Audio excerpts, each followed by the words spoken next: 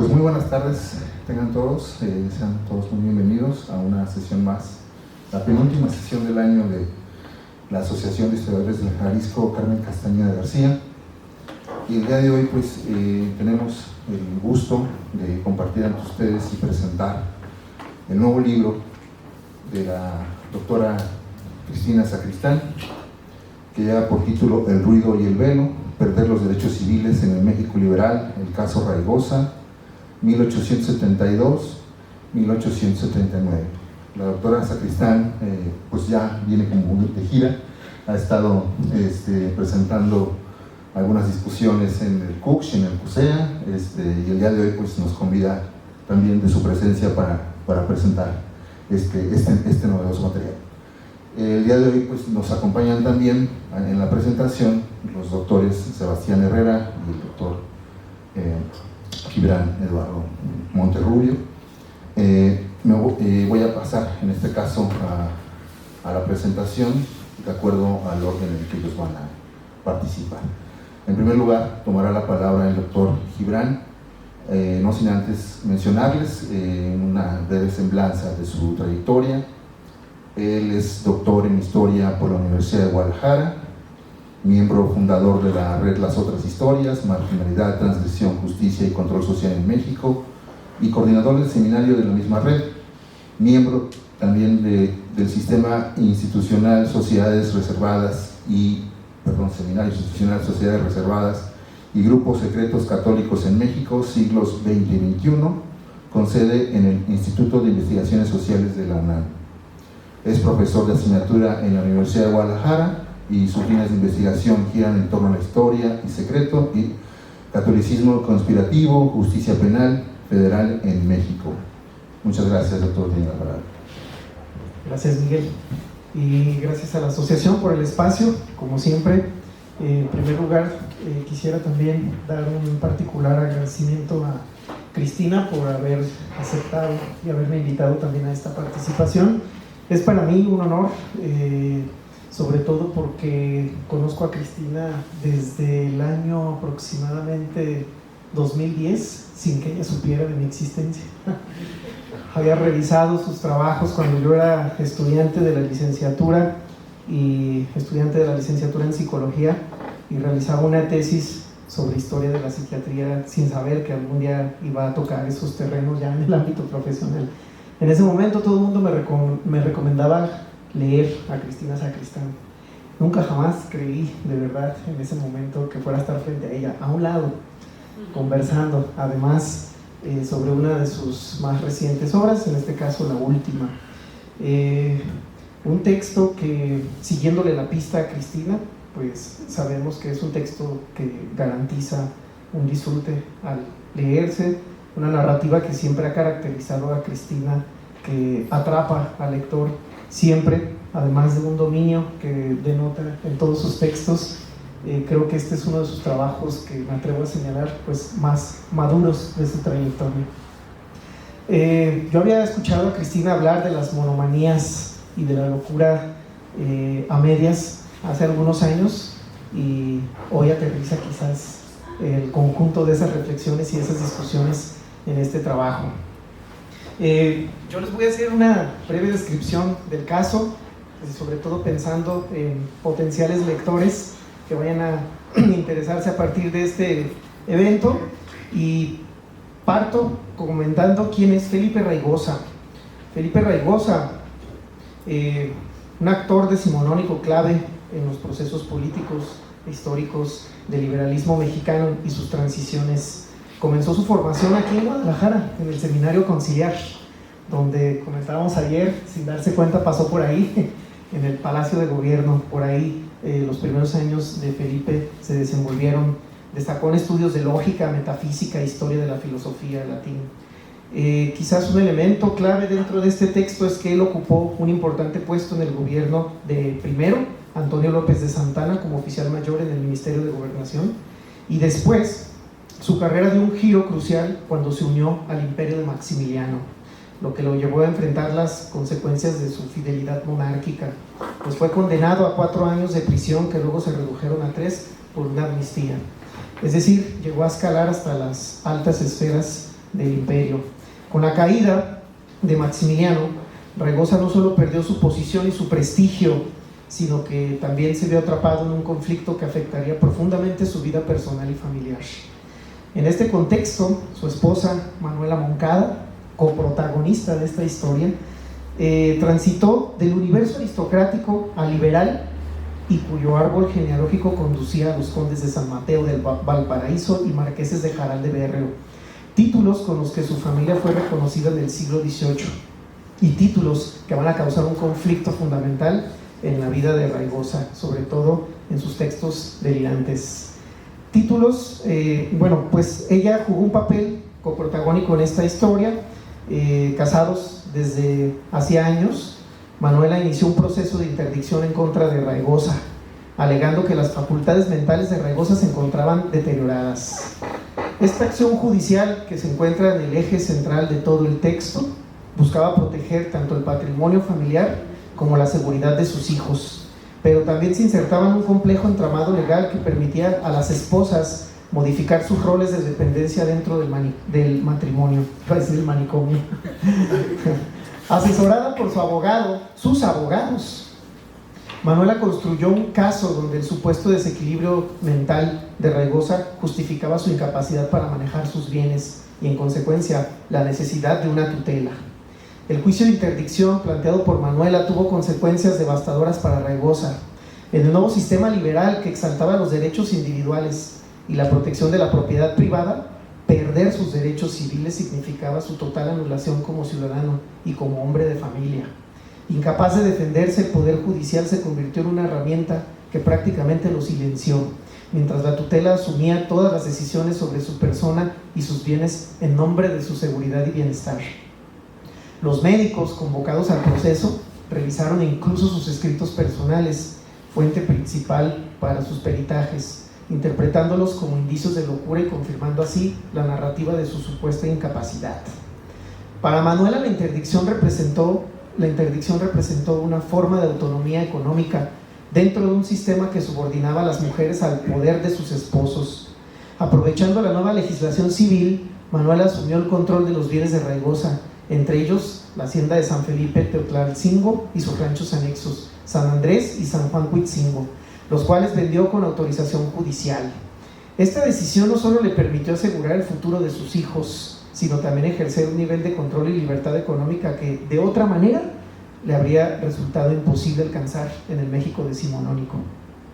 Así, Raigosa, quien había sido admirado y respetado en los círculos políticos conservadores, terminó sumido en una batalla judicial que le arrebató su autonomía, mientras las leyes liberales del nuevo Estado pretendían salvaguardar el bienestar individual y la propiedad. En su caso, se convirtieron en un mecanismo de control familiar y estatal. La historia de Felipe Raigosa refleja cómo las transformaciones del liberalismo mexicano impactaron tanto en el ámbito público como en el privado, y cómo el cambio de roles familiares podía ser instrumentalizado en el marco de la modernidad liberal. En última instancia, el proceso de interdicción que vivió Raigosa encarna todo un conflicto profundo entre el orden familiar tradicional y las nuevas leyes liberales. Aunque el Estado buscaba afirmar su autoridad en los juicios de interdicción para garantizar la protección de las personas y sus bienes, la constante intervención familiar y la falta de independencia judicial limitaron su eficacia y convirtieron el proceso en un acto de desintegración subjetiva para Raigosa. En su caso, la modernidad no solo redefinió las relaciones de poder dentro de su hogar, sino que también expuso las fisuras entre los ideales liberales y la realidad jurídica de la época.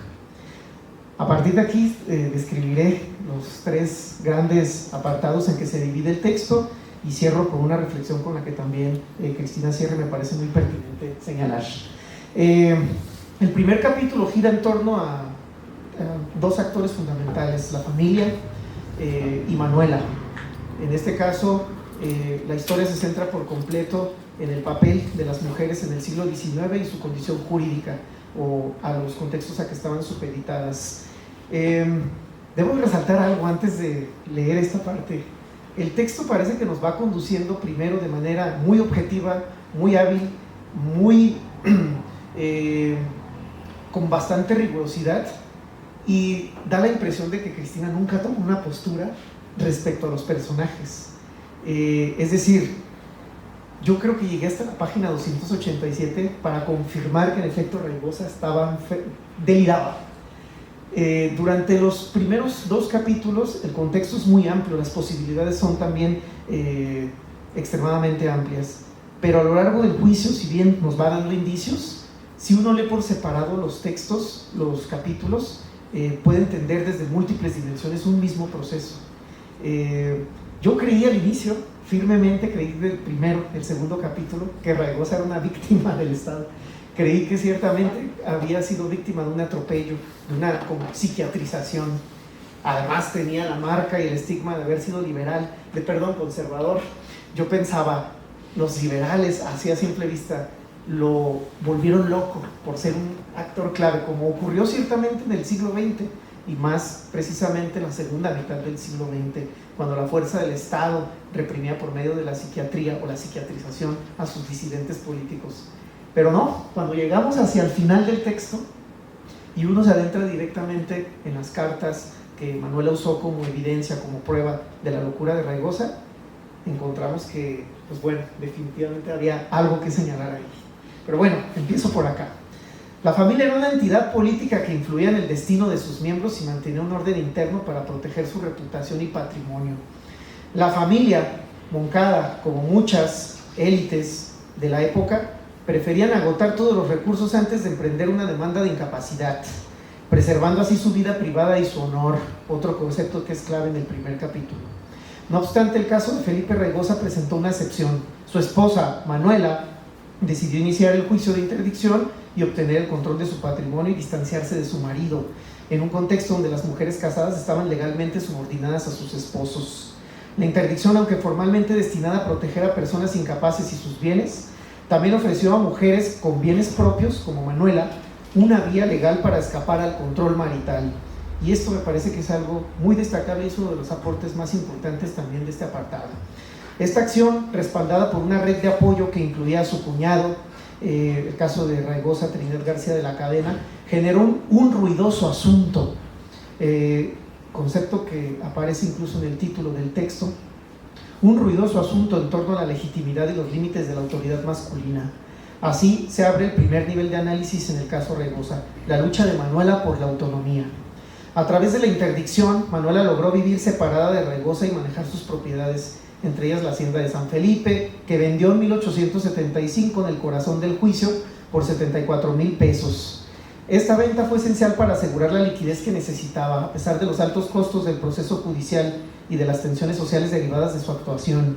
En medio de las restricciones legales que legitimaban la dominación masculina, Manuel aprovechó el marco judicial para salvaguardar su vida y la de sus hijos, asumiendo de facto un rol de tutela que la legislación solo otorgaba a las viudas tras la disolución del matrimonio.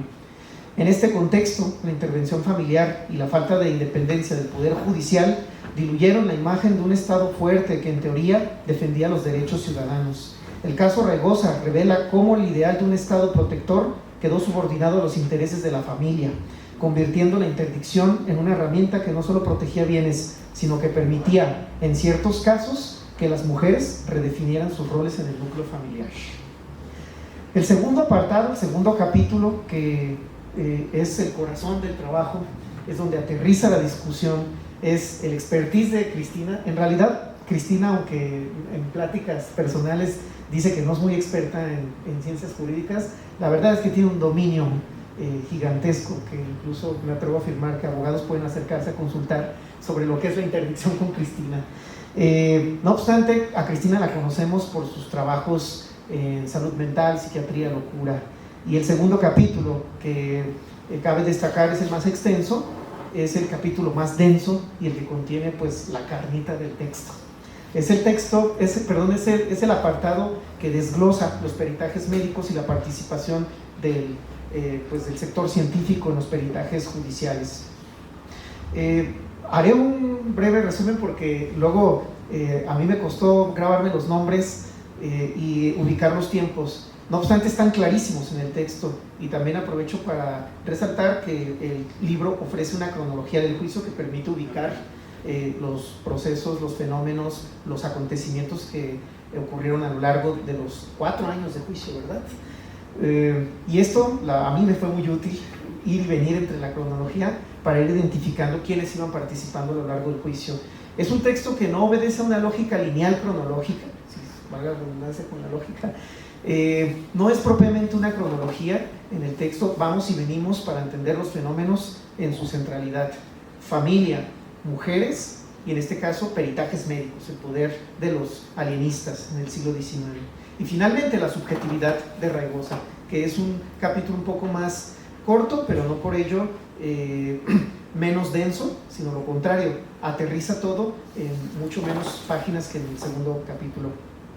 Para que se den una idea, a lo largo del juicio, 3 dictámenes afirmaron que Raigosa sufrió una enajenación antes de los juicios de interdicción, emitidos por Francisco Ortega, Lázaro Ortega y Rafael Lucio, médicos que por cierto jugaron un papel clave dentro de la definición del México decimonónico al ser médicos prestigiosos a nivel nacional, que también este es otro elemento importante. Todos los médicos que aparecen aquí son claves en la historia de la medicina e incluso en la historia nacional, que creo que ese es un elemento muy llamativo de este texto.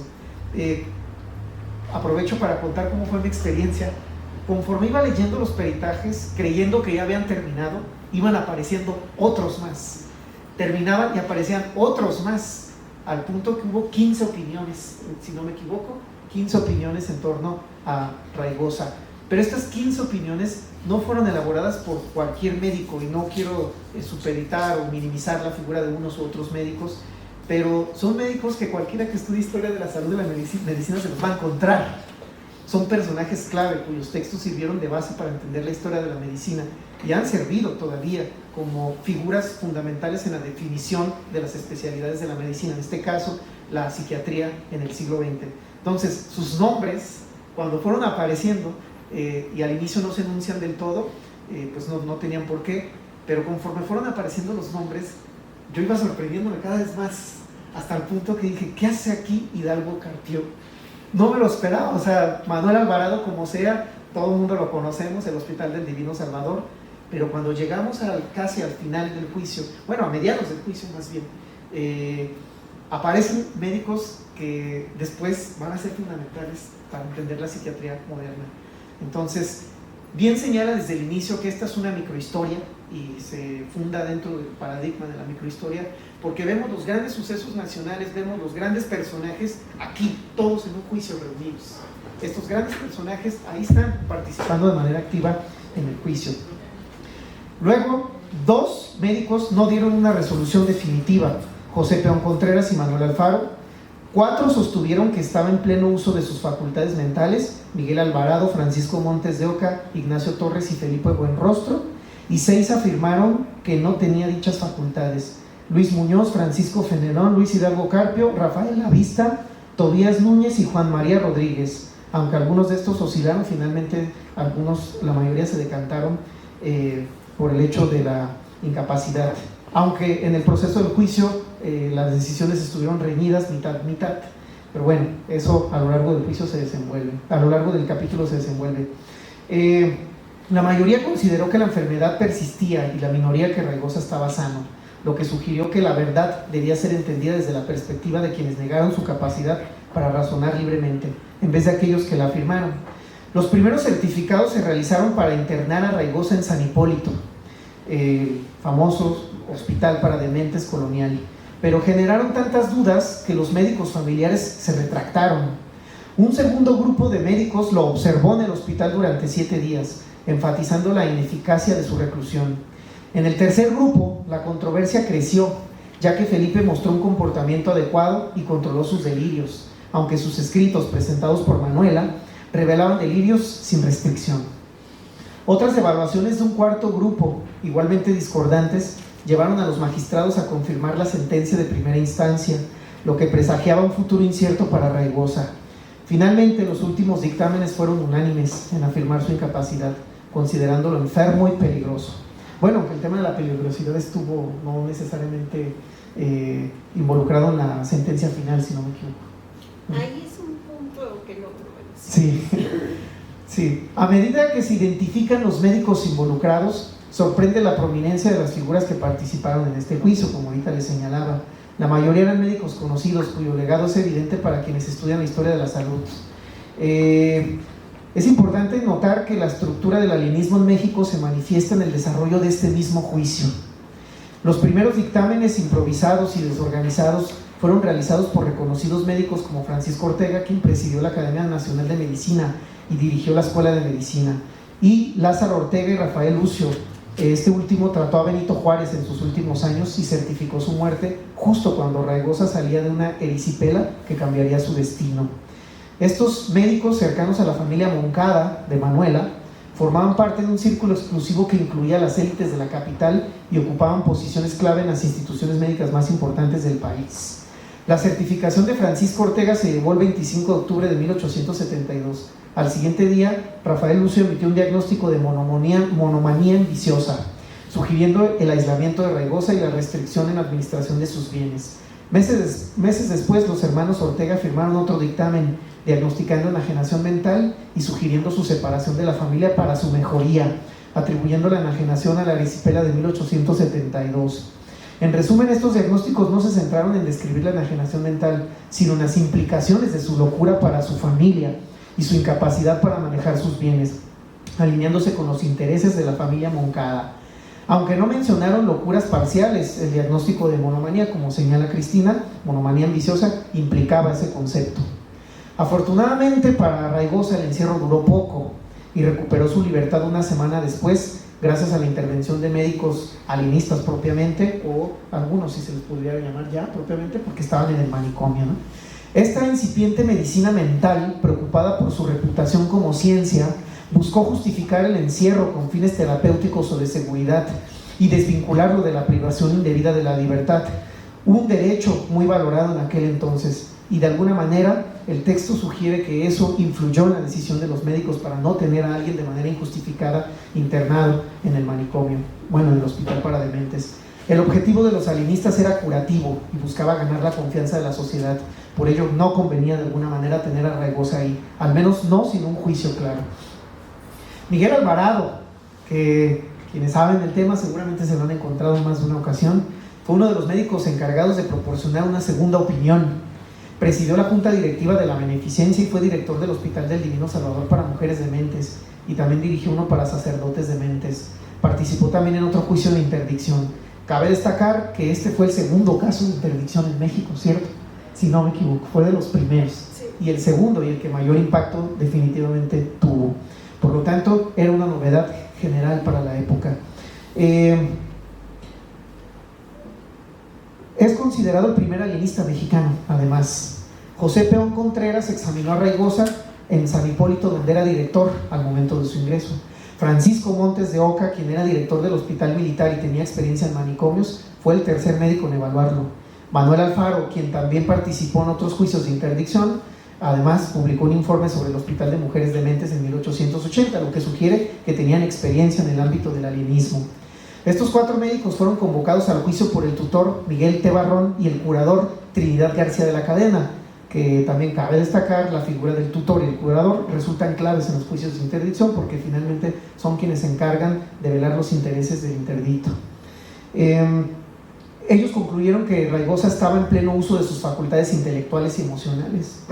Barrón consintió en recluir a Raigosa, a pesar de encontrarlo en perfecto estado mental, siendo parte del grupo que lo llevó a San Hipólito y no apoyando que Raigosa informara a su esposa sobre su traslado. García de la Cadena, interesado en la libertad de Raigosa, por la relación familiar que les unía y de amistad, abogó por ello. Luis Muñoz fue el 5º médico que acudió a San Hipólito por orden del juez. Era conocido de Raigosa por haberlo tratado durante un episodio de irritación cerebral relacionado con el uxoricidio que litigó Raigosa en 1852 y que tuvo un impacto muy fuerte en su vida emocional. El dictamen de Luis Muñoz difería de los otros 4. Los médicos que evaluaron a Raigosa en San Hipólito no observaron signos de peligrosidad, ya que en ningún momento se mostró agresivo ni presentaba daños en sus facultades intelectuales que pudieran poner en riesgo su seguridad. A partir de aquí se podría evidenciar una pregunta que atraviesa todo este capítulo. ¿Por qué los grandes médicos de la época no podían establecer un criterio común científicamente avalado para una situación tan delicada como la pérdida de los derechos civiles? Las certificaciones de los 4 médicos alienistas fueron rechazadas por el juez que dictó la sentencia de interdicción, Leocadio López. quien sustituyó al primer juez, porque debieron examinar a Raigosa en presencia del juez, el tutor interino y el Ministerio Público, según lo señalaba el Código de Procedimientos Civiles. En cuanto a las pruebas presentadas por los Moncada, jueces y médicos se apoyaron en conocimientos no considerados científicos, como los testimonios. El juez Carlos Escobar, quien fue el que abre este juicio, reunió y valoró pruebas, escuchó declaraciones de testigos y alegatos de la parte acusadora y de la defensa, designando a otros 4 médicos para examinar a Raigosa en su domicilio. Para este momento, cuando llegó a esta parte, otros 4 médicos, creo que era el sujeto más examinado de la época en ese momento. Los ojos de todos los expertos estaban puestos sobre Raigosa, y eso también le confiere un lugar importantísimo en la historia de la locura y la historia de la enajenación mental en el siglo XIX. Uno de ellos, Luis Hidalgo Carpio, publicó en 1869 el primer tratado de medicina legal escrito por un mexicano y presidió la comisión redactora del primer Código Penal Federal en 1871. Rafael Lavista, conocido por realizar la primera neurocirugía en pacientes con epilepsia, y Juan Francisco Fenelón, especializado en ginecología, si no me equivoco, sí, ¿verdad? También fueron llamados junto a Ignacio Torres, uno de los fundadores del establecimiento de ciencias médicas.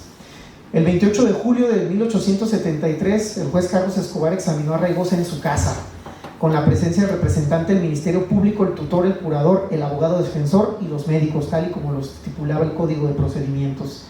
Raigosa respondió con desgano a casi la mitad de las preguntas, expresando respuestas como no sé, lo ignoro, etc. La prueba más significativa para los peritos, el Ministerio Público y el juez fue un conjunto de recetas de cold cream contra los malos partos. Un caso por demás interesante que alude a prácticas que hoy le podríamos llamar de medicina alternativa, medicina tradicional, no sé, que contenía fórmulas para procesar sin necesidad de médicos. La validez de esta prueba parece más, desde mi punto de vista, no sé qué piense Cristina, una necesidad o un intento de los médicos por demostrar su conocimiento, más que una prueba para demostrar locura. Quizás un golpe en el ego de los médicos, que un sujeto tan ilustrado, tan letrado como Raigosa acudiera a prácticas era un curandero quien al parecer le dictó la receta y la escribió tal cual, porque podía morir, y se la compró en 200 pesos, que era un dineral de la época. ¿Cómo los médicos iban a poder entender eso como un juicio razonable si un personaje como Raigosa acudía a ellos y no a los científicos? Entonces, no sé, creo yo que aún hoy la medicina alternativa y tradicional atraen a personas de diversas clases sociales cuando la ciencia no tiene respuestas. Además, cabe destacar que los hijos de Raigosa y Manuela nacieron justo después de acercarse con el curandero. Después de muchos intentos y de muchos abortos, parece que incluso para ellos tuvo un efecto positivo el contacto con el curandero, pero no para los médicos, quienes lo consideraban literalmente, seguro, un charlatán. Entonces, bueno, un aspecto también importante aquí en esta parte del libro es que Cristina cuestiona muchísimo las pruebas que utilizan ellos para demostrar la locura, y evidencia un poco también este juego como de golpes en el ego hacia el sector médico, una ciencia que se estaba consolidando en ese momento. Los dictámenes ya denotaban una marcada influencia del paradigma anatomoclínico que estaba por penetrar en las ciencias médicas por entonces. Estos resultados indicaron lo siguiente: Hidalgo señaló daños cerebrales en Raigosa desde antes de la erisipela, lo que podría haber predispuesto a la enajenación, sugiriendo que la locura se habría manifestado con o sin la erisipela. La conclusión de Torres, quien afirmó que Raigosa había estado loco, pero no durante el juicio, advertía, y esto me parece muy interesante, que el proceso en su contra podría llevarlo a la locura si sus adversarios persistían. Es decir, no estaba loco, pero si continuaban en el juicio atacándolo, podría quedar loco. Ninguno de los médicos sugirió que la internación en San Hipólito beneficiaría a Raigosa para su curación bajo este paradigma terapéutico, y solo Torres lo consideró capaz de administrar su patrimonio y llevar una vida familiar.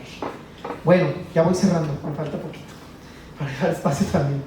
El último apartado, que creo que también ninguno menos importante, aquí aterriza la postura quizás más crítica en torno al caso, la idea de la subjetividad de la locura, y si no me equivoco y si lo intuyo bien, hoy habló de eso Cristina en el doctorado en la mañana.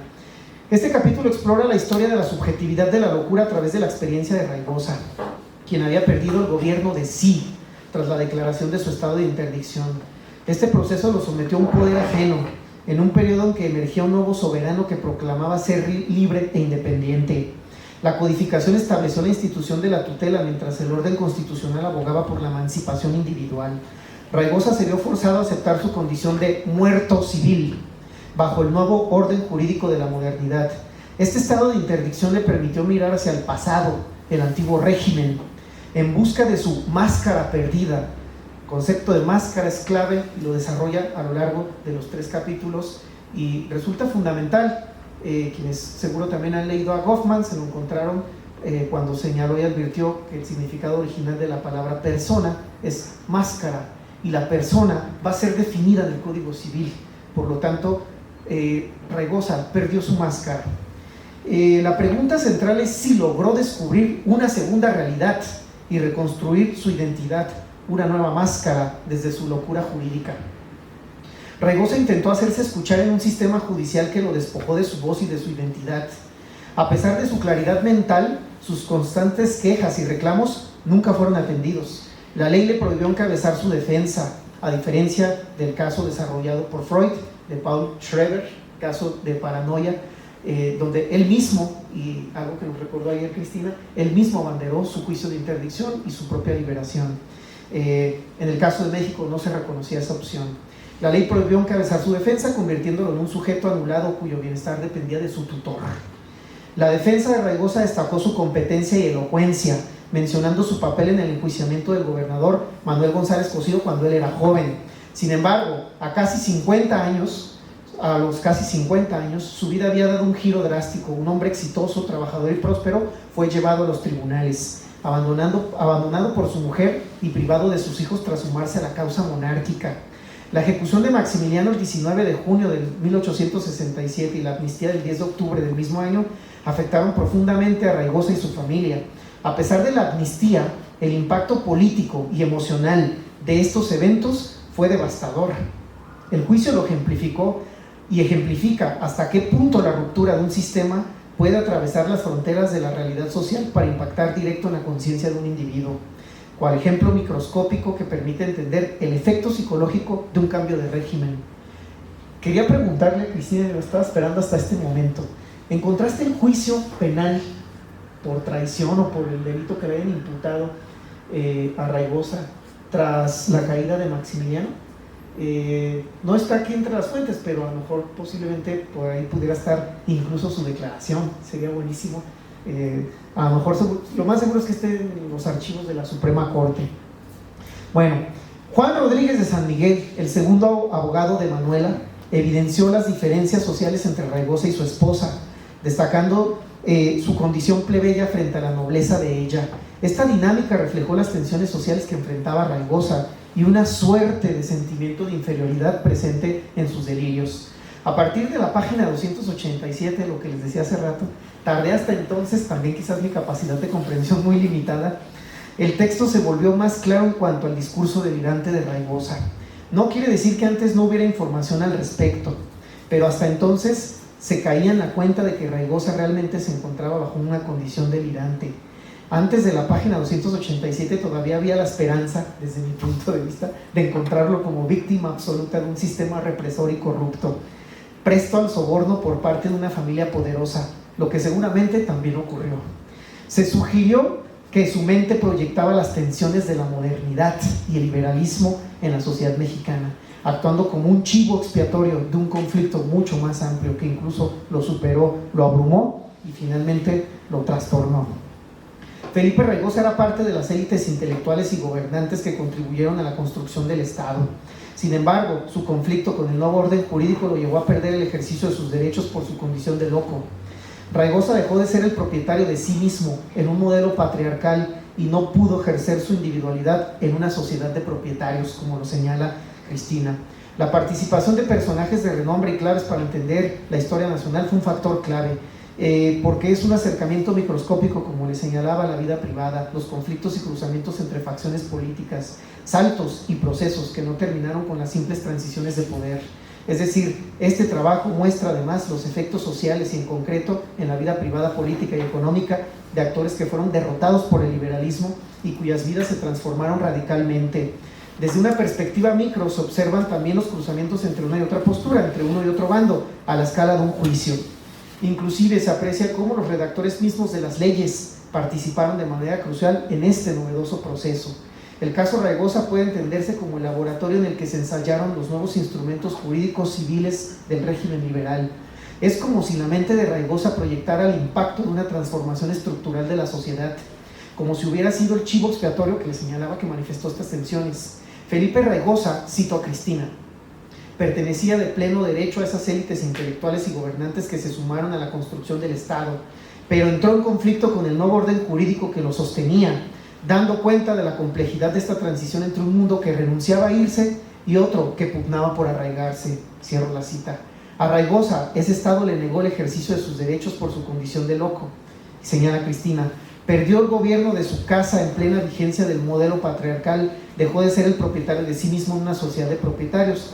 Conoció un procedimiento para proteger a las personas que no tomaban en cuenta a esas personas, ni siquiera podía ser individuo en una sociedad constituida por individuos. Este juicio es un reflejo, bueno, creo que ya repetí esto. La historia de la subjetividad de la locura en México se ilustra a través de la experiencia de Raigosa, quien tras perder su gobierno de sí debido a la interdicción, se convirtió en este reflejo de tensiones. Después de 2 siglos de un sistema jurídico que excluyó para incluir, en 2006, y con esto termina el texto, la Convención sobre los Derechos de las Personas con Discapacidad de las Naciones Unidas afirmó que todas las personas tienen derecho a la capacidad jurídica en igualdad de condiciones y que los estados deben proporcionar el apoyo necesario a las personas con discapacidad para que ejerzan su capacidad jurídica sin discriminación, permitiéndoles tomar sus propias decisiones. En México se han iniciado esfuerzos para eliminar la figura de la incapacidad legal. En 2021, la Suprema Corte de Justicia de la Nación declaró inconstitucional el modelo de sustitución de la voluntad, así como el estado de interdicción. El 7 de junio de 2023 se promulgó un nuevo Código de Procedimientos Civiles y Familiares que reconoce el derecho de todos los adultos a decidir, brindando los apoyos que cada persona elija, psicológicos o jurídicos, para expresar y hacer valer su voluntad mediante un modelo de toma de decisiones con apoyos. Sin embargo, aún queda un largo camino por recorrer. Las experiencias de otros países pueden ser valiosas, ya que han demostrado que no basta con reformar las leyes sobre interdicción, tutela y salud mental. En la práctica, familias y comunidades a menudo niegan la capacidad jurídica de las personas con discapacidad y creen tener la autoridad moral para actuar en su nombre. De hecho, como bien lo señala Cristina, el diagnóstico empieza en la familia. Además, desde el enfoque biomédico, se confunde la discapacidad cognitiva o psicosocial con la incapacidad jurídica, lo cual es un grave problema, ya que las pruebas de capacidad cognitiva utilizadas para evaluar la autonomía son, en sí mismas, una forma de discriminación. Este es un tema urgente que, bueno, debe abordarse en consideración de quienes han sufrido y continúan sufriendo el estado de interdicción. Este texto, por ello, tiene una lectura bastante vigente. Hasta ahí mis palabras. Muchas gracias.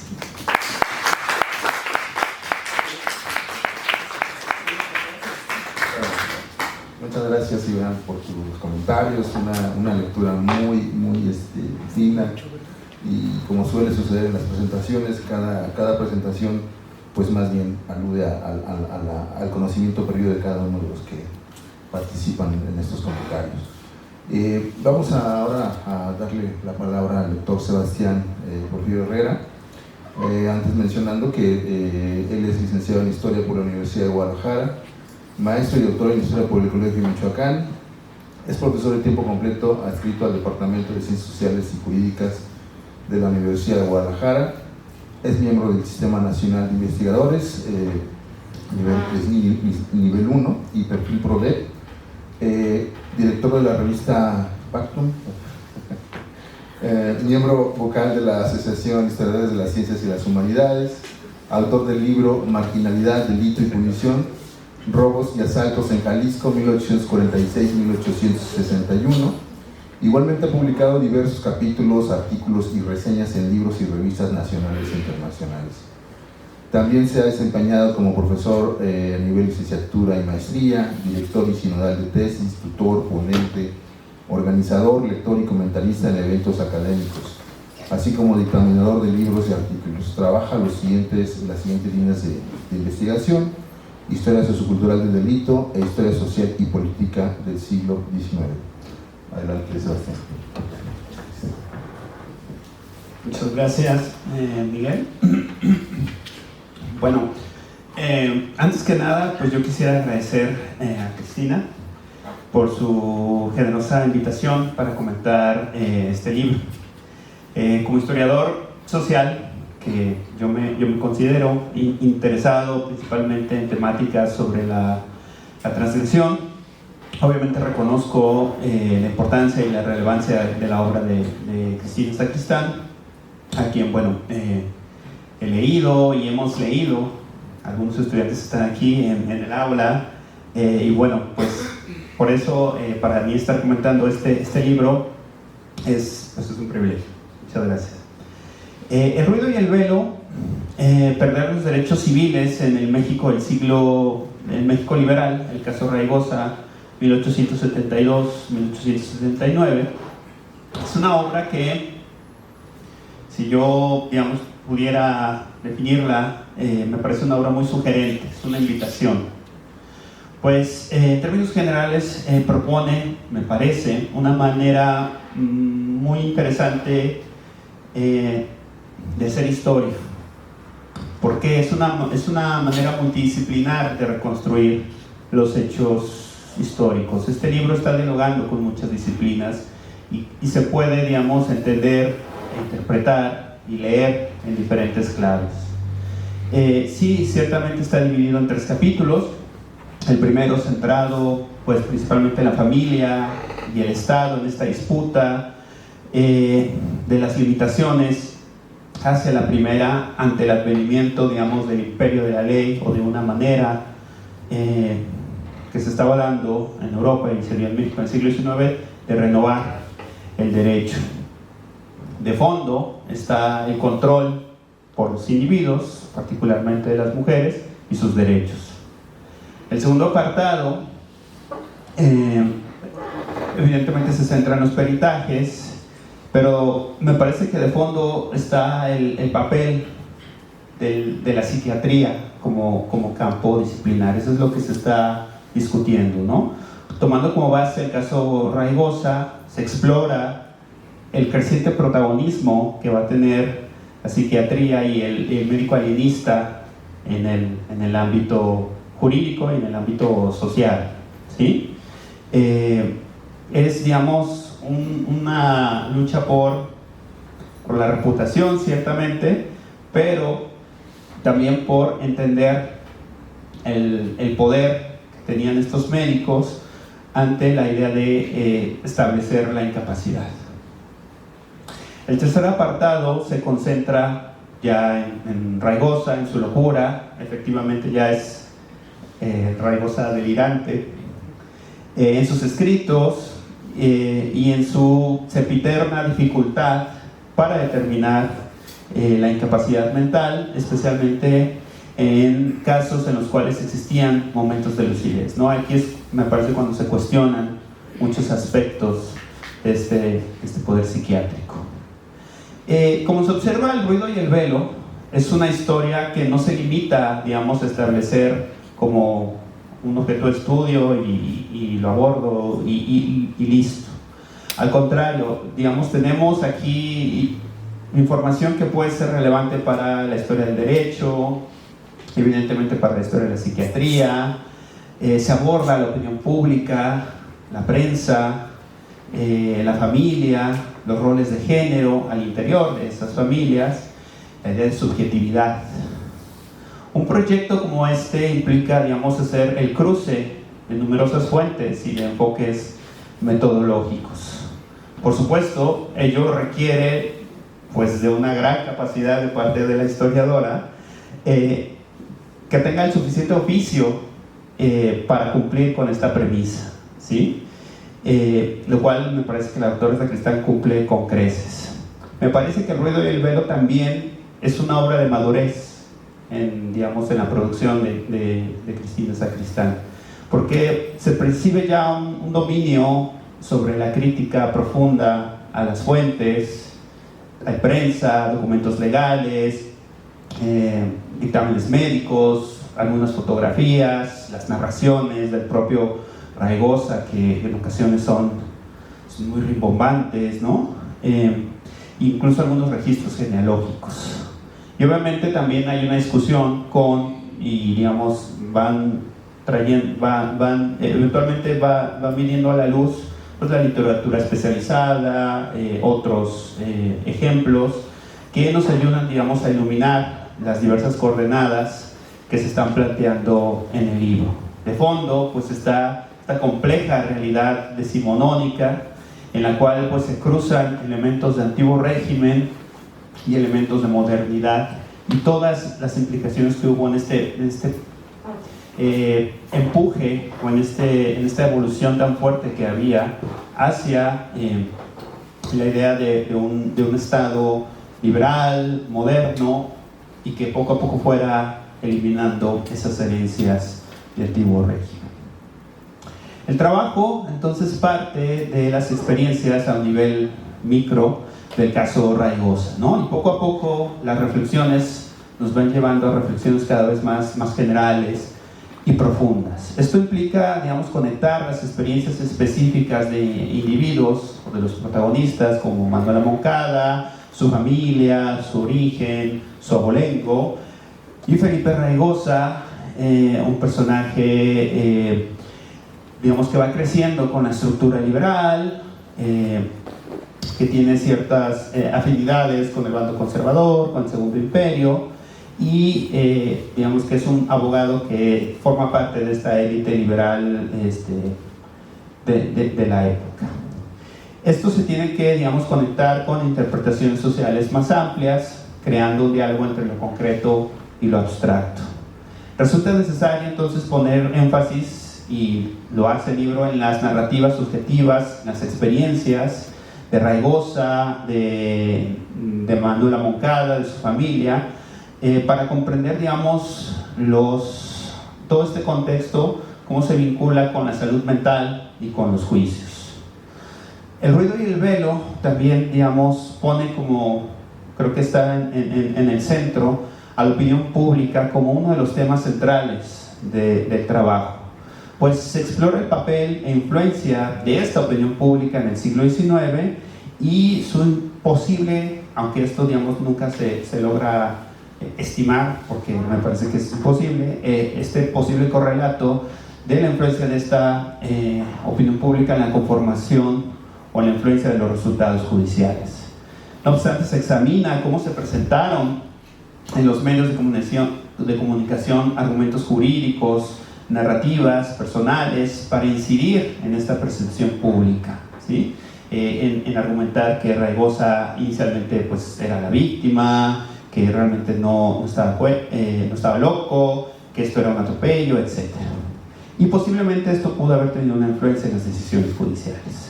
Lo anterior es especialmente importante para Raigosa, cuya interdicción pues, evidentemente fue un duro golpe para su imagen como abogado. Como un abogado prominente y en cierta manera un representante de ese México moderno que pretendía implementarse en las décadas finales del siglo XIX.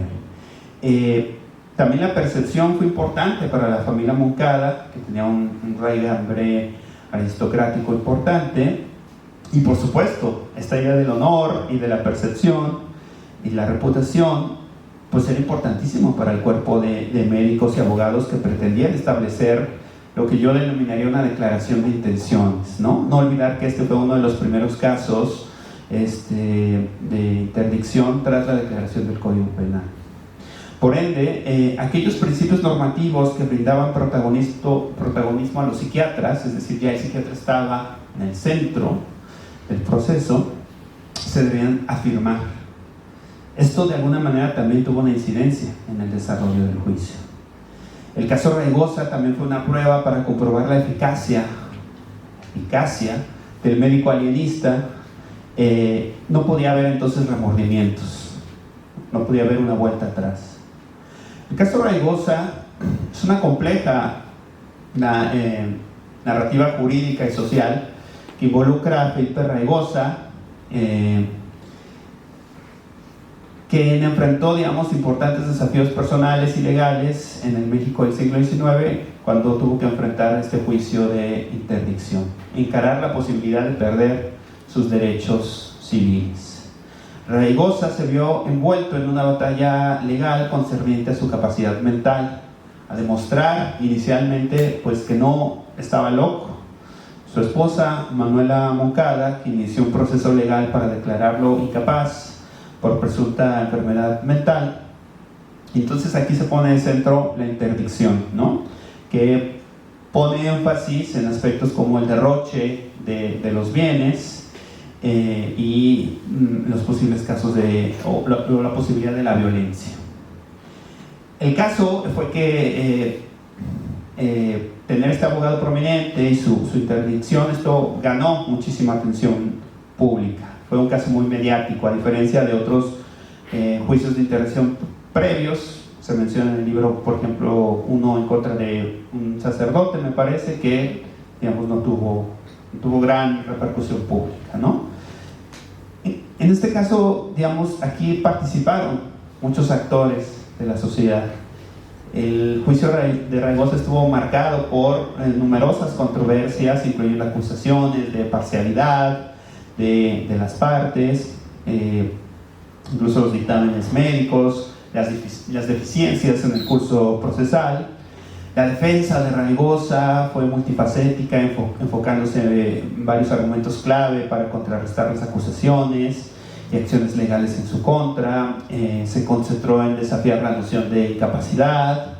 En un momento un familiar, me parece que era su primo, hace una defensa muy fuerte, argumentando en contra de la declaración de su incapacidad, enfatizando que estaba en plena posesión de sus derechos y capaz de administrar sus asuntos.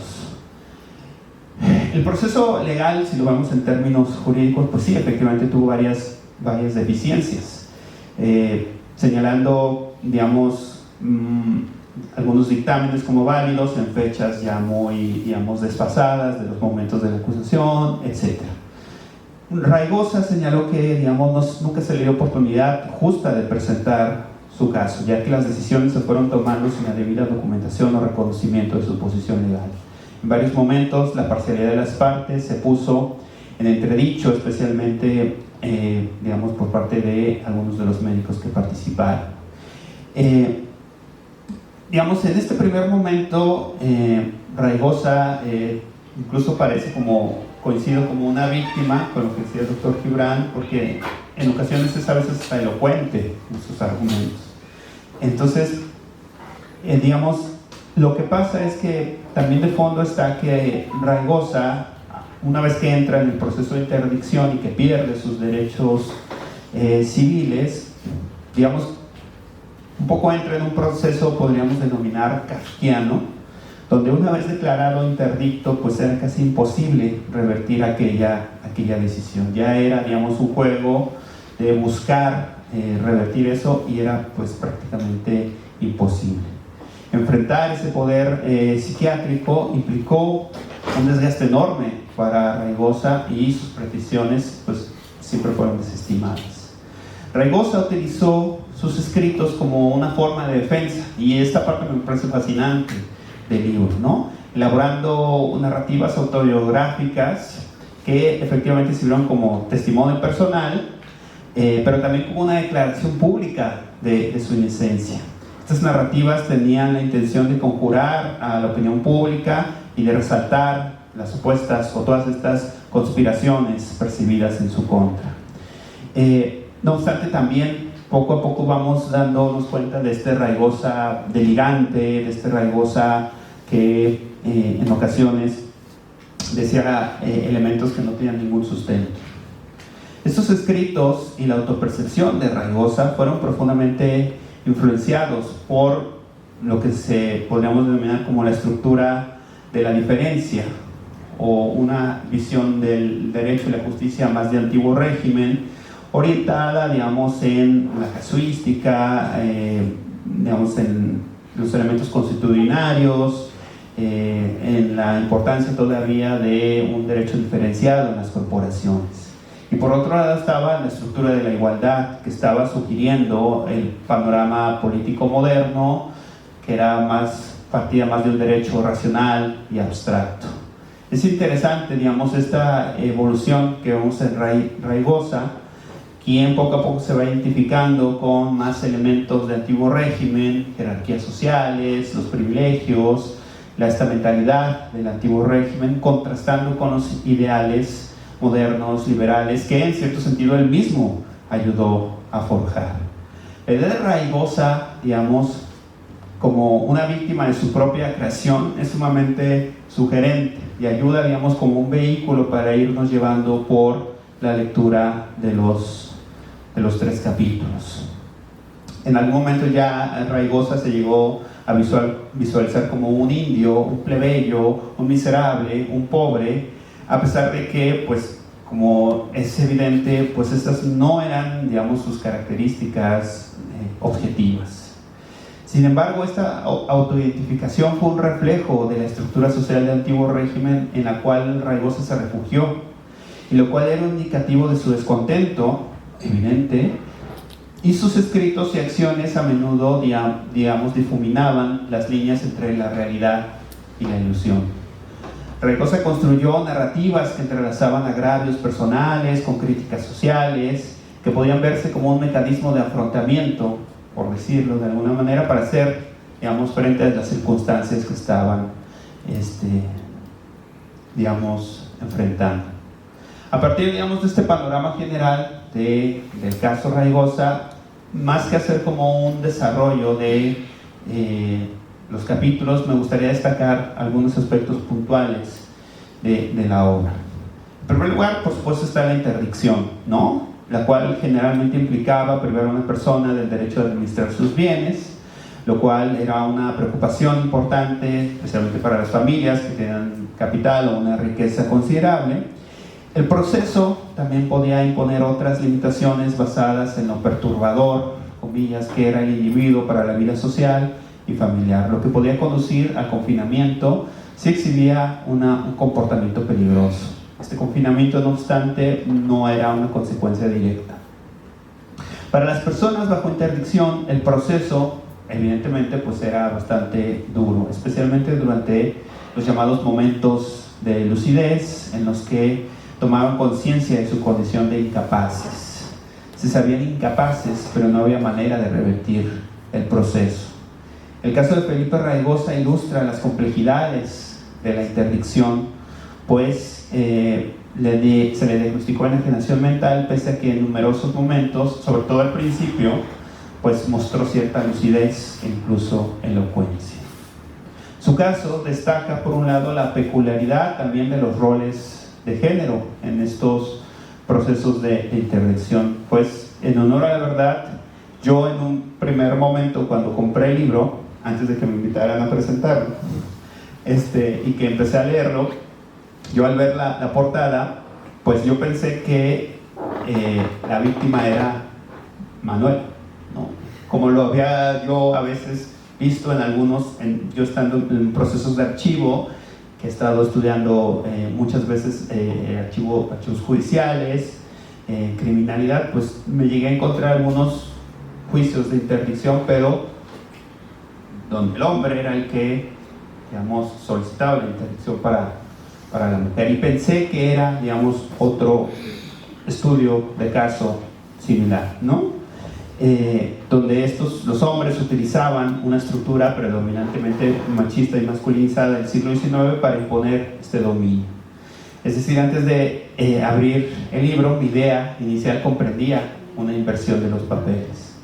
La interdicción destaca las dimensiones, digamos, es un instrumento que, en términos, digamos, históricos, nos permite destacar las dimensiones jurídicas, médicas y personales que viven los actores y que se viven en esos procesos. El marco jurídico para establecer la incapacidad mental a menudo implicaba un proceso judicial donde un juez podía examinar pruebas y recibir testimonios. Se requirió que el juez obtuviera opiniones médicas para coayudar en la toma de una decisión, lo que reflejaba una creciente dependencia de conocimientos especializados en procedimientos legales. digamos, en esta situación, la idea de tradición y modernidad, el estatus de una persona se determinaba de una manera concreta a partir de actos y relaciones específicas. Sin embargo, el procedimiento moderno de interdicción se desplazó hacia, en general el derecho, hacia juzgar a la persona como un todo, un elemento más abstracto en lugar de acciones particularizadas. Este cambio refleja la adopción de una noción abstracta y absoluta del derecho del siglo XIX, alojándose de la visión tradicional que consideraba circunstancias y relaciones específicas. Esta evolución hacia una concepción moderna conllevó una creciente participación de los profesionales médicos en los procesos judiciales. Los jueces a menudo se basaban en las opiniones médicas para determinar la incapacidad mental, destacando la creciente intersección entre el derecho y la medicina. Esta dependencia del conocimiento experto tenía como objetivo garantizar que las decisiones se basaran en criterios científicos y no únicamente en intereses de otro tipo. Otro aspecto que me llamó la atención del libro es el protagonismo de la comunidad psiquiátrica. La integración de esta en el ámbito judicial permitió que los profesionales desempeñaran un papel crucial en las decisiones legales, potenciando así su influencia dentro del sistema judicial y de la sociedad en general.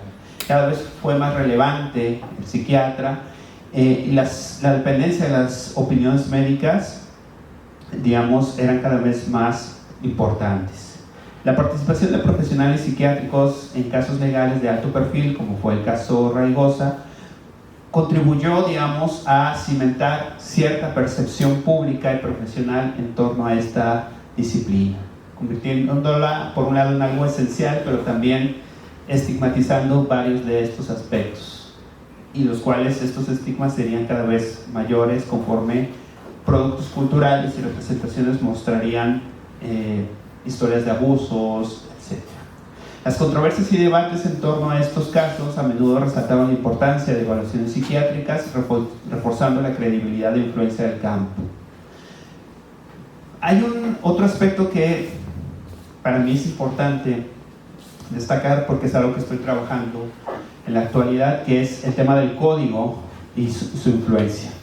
Porque esto es a partir de la publicación del código, y esto no fue un asunto menor para el derecho mexicano, sino la culminación de un proceso largo, ¿no? A principios del siglo XIX, las ideas ilustradas fueron cobrando fuerza, abogando por una pena más racional, una proporcionalidad del castigo, una abstracción jurídica que contraponía la preponderancia casuística. Estos marcos conceptuales poco a poco fueron tomando arraigo y empezó, digamos, un proceso que fue largo y accidentado de codificación en México. Por ejemplo, la difusión de estas ideas se pueden encontrar ya desde finales del siglo XVIII. Por ejemplo, periódicos jaliscienses desde 1824 ya estaban publicando el Código Napoleónico, el cual sirvió como modelo. Sobre esto es importante establecer que el impulso codificador tuvo como telón de fondo la igualdad jurídica, ante lo cual pervivían las diversas formas de desigualdad social presentes en México. La adopción del principio liberal chocó con la mentalidad prevaleciente de jueces, litigantes, juristas y profesionales médicos de la época. Estamos, digamos, en palabras de lo que historiadores del derecho, y aquí en particular cito a Leopoldo López Valencia, denominan como este derecho de transición, ¿no? En el cual en el siglo XIX se da esta transformación hacia un nuevo paradigma jurídico en el Estado mexicano. El código, en ese sentido, para López Valencia fue importantísimo porque tenía la característica principal de ser derogatorio de todo el derecho anterior a la vigencia, ¿no? Lo cual obligaba a la erradicación del derecho indiano en el sistema judicial mexicano. El caso Raigosa se inscribe en esta transición jurídica, tanto en su faceta como abogado, como político, ¿no? Porque él ayudó a cimentar algunas de estas estructuras. El caso sirve como un microcosmos de estas transformaciones legales y sociales que estaban sucediendo en México, ilustrando la naturaleza evolutiva del derecho y su impacto en individuos y familias. el caso Raygosa sirvió para ilustrar los retos e implicaciones que iba a tener el nuevo marco jurídico, especialmente en la batalla legal que quiso implementar Raygosa para impugnar la declaración de incapacidad mental. Puso de relieve las complejidades que se enfrentaría el sistema para demostrar la locura, así como las posibles injusticias del ordenamiento jurídico al condenar a los interdictos a un ostracismo liberal, si se me permite la licencia. El libro termina, como ya lo mencionó el doctor Gibran, con una reflexión sobre las reformas atiendo la figura de la interdicción en los últimos años, ¿no? Las reformas, por ejemplo, en el 2006, la Convención de las Naciones Unidas sobre los Derechos de las Personas estableció que toda persona tiene derecho a la capacidad jurídica en igualdades condiciones. En 2021, en México, la Suprema Corte de Justicia de la Nación declaró inconstitucional el modelo, y en 2023 se reformó el código. Me parece que en este sentido, El ruido y el velo abre un arco temporal en el cual pueden continuar otros estudios de caso de interdicción, incluso bajo una perspectiva comparativa que permitan observar la evolución de estos mecanismos. De Raygosa a los derechos humanos, seguramente podríamos encontrar numerosos matices en la forma de pensar la incapacidad mental, de comprobarla, de cómo comprobarla, de comprender cómo se fueron sofisticando los procesos y procedimientos judiciales. Creo que eso también ayudaría a reforzar las conclusiones, porque su alcance sería mucho más amplio. En términos generales, El ruido y el velo proporciona, varias ideas y contribuciones particulares para la historiografía. Es un libro que evidentemente será de interés para historiadores e historiadoras del derecho, la psiquiatría, la opinión pública, la transgresión. La obra ofrece una visión interdisciplinaria de un caso judicial que tuvo lugar en México a finales del siglo XIX y toma ese caso para llevar a cabo reflexiones mucho más amplias. Es un trabajo riguroso, bien escrito, que permite al lector adentrarse en un entramado complejo con varias disciplinas de fondo. En un libro de Edgar Morin que se llama La mente bien ordenada, donde se establece una especie de crítica a la superespecialización de las ciencias y la falta de contacto entre disciplinas, Morán decía que el futuro de las ciencias es la transversalidad. Mencionaba que una de estas disciplinas que va girando o virando hacia esa transversalidad es la historia. En ese sentido, en un futuro, cuando se esté discutiendo los temas de incapacidad, a lo mejor futuro de la interdicción, o cómo fue estos procesos, en el futuro, a un lado del psiquiatra, a un lado del abogado, a un lado del médico, seguramente va a estar un historiador, historiadora, brindando reflexiones útiles, actuales, desde este modelo. Yo creo que esa historia amplia que conecta varias disciplinas es la historia que tenemos que estar fomentando para el siglo XXI, porque nos permite repensar, por ejemplo, el derecho y sus implicaciones, la importancia de tomar en cuenta las subjetividades, la experiencia de los actores y la importancia de la perspectiva de género y de los derechos humanos. Esos elementos están de fondo en la reflexión final que tiene El ruido y el velo. Muchas gracias.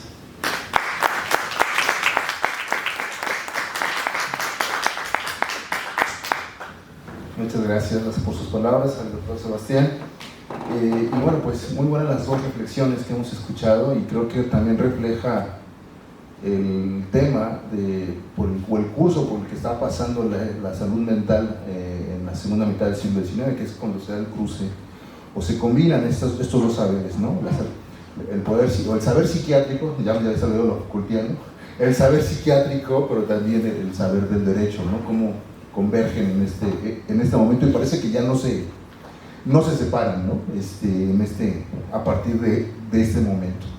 Pues ahora quisiéramos pues escuchar de la doctora Cristina, pues, que nos platique sobre su experiencia en haber desarrollado esta investigación, que parece es de un solo caso, pero que, como ya lo he mencionado, de este caso hay que entender un proceso o varios procesos mucho más complejos para entender y leer mucho más fino este caso en particular.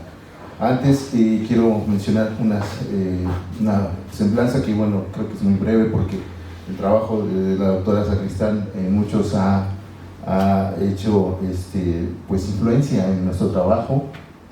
Sus libros Inquisición y Sociedad, Inquisición, se me olvidó Locura y Disidencia, ¿no? Y varios artículos publicados en revistas, dossiers dedicados a la historia de la psiquiatría y la salud mental, pues bueno, lo confirman. Cristina Sacristán es profesora investigadora en el Instituto Mora, maestra en Historia y doctora en Antropología, pertenece al Sistema Nacional de Investigadores nivel 2, interesada en la historia social y cultural de la psiquiatría en México, realiza investigación sobre las relaciones entre psiquiatría y derecho, la profesionalización de la psiquiatría, los sistemas de atención pública y la influencia del exilio español en las neurociencias mexicanas, coordina la Red Iberoamericana de Historia de la Psiquiatría, sección México, y forma parte del comité editorial de Mente y Cultura, revista del Instituto Nacional de Psiquiatría de México. Doctora Cristina, muchas gracias y adelante. Gracias, pues muy buenas tardes a todas, a todos. Yo quiero agradecer desde luego primero a la Asociación de Historiadores de Jalisco por esta invitación, particularmente a la doctora Gladys Lizama. Ella fue mi profesora en la maestría en el Colegio de Michoacán. Yo tengo muy bonitos recuerdos, lamentablemente no pudo estar aquí, pero ella fue una de las inspiradoras de este encuentro. Desde luego agradecer a los presentadores, Gibran Monterrubio, Sebastián Herrera, la moderación de Miguel Isaías, y también a las casas editoriales que auspiciaron este libro, el Instituto Mora, mi centro de trabajo, el Fondo de Cultura Económica.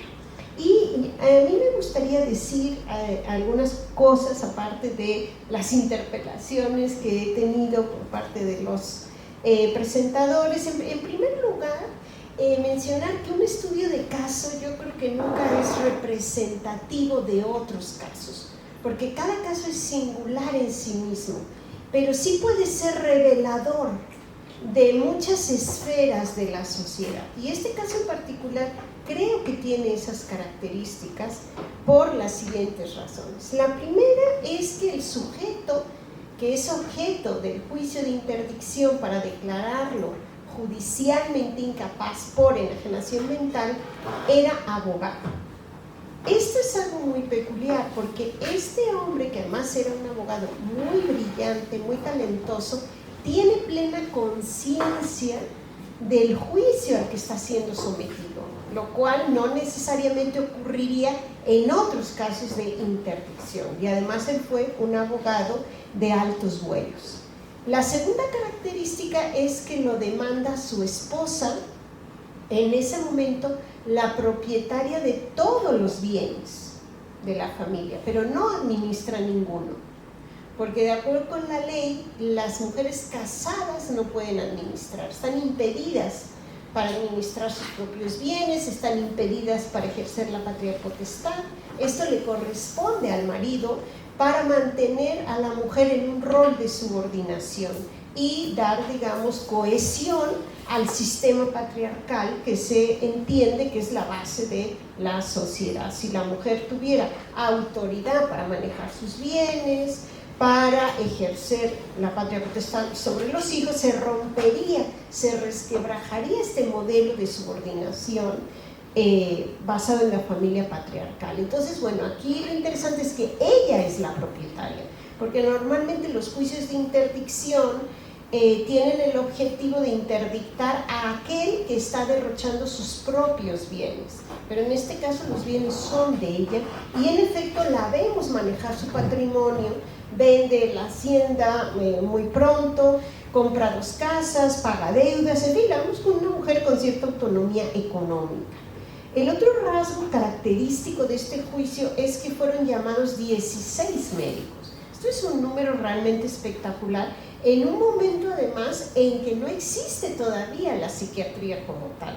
Está apenas naciendo lo que se conoce como alienismo, que son médicos interesados en la patología mental, pero no hay propiamente una especialidad. Ellos son médicos de manicomio, es decir, médicos que han estado en trato con la locura y que la formación que tienen básicamente pues es una formación en la práctica clínica, pero no es que hayan estudiado algo que los lleve a una especialidad propiamente, ¿no? Entonces, bueno, el alienismo está en ciernes en México en ese momento y esa quizás sea una razón por la cual son llamados médicos no alienistas, porque no había tantos médicos, pero lo que sí es que llama el juez a médicos de mucho prestigio, porque sí se sabe lo que se está jugando en un juicio de interdicción. Entonces el juez recurre a los médicos más connotados de la época para dar legitimidad al fallo judicial, porque finalmente el juez va a atender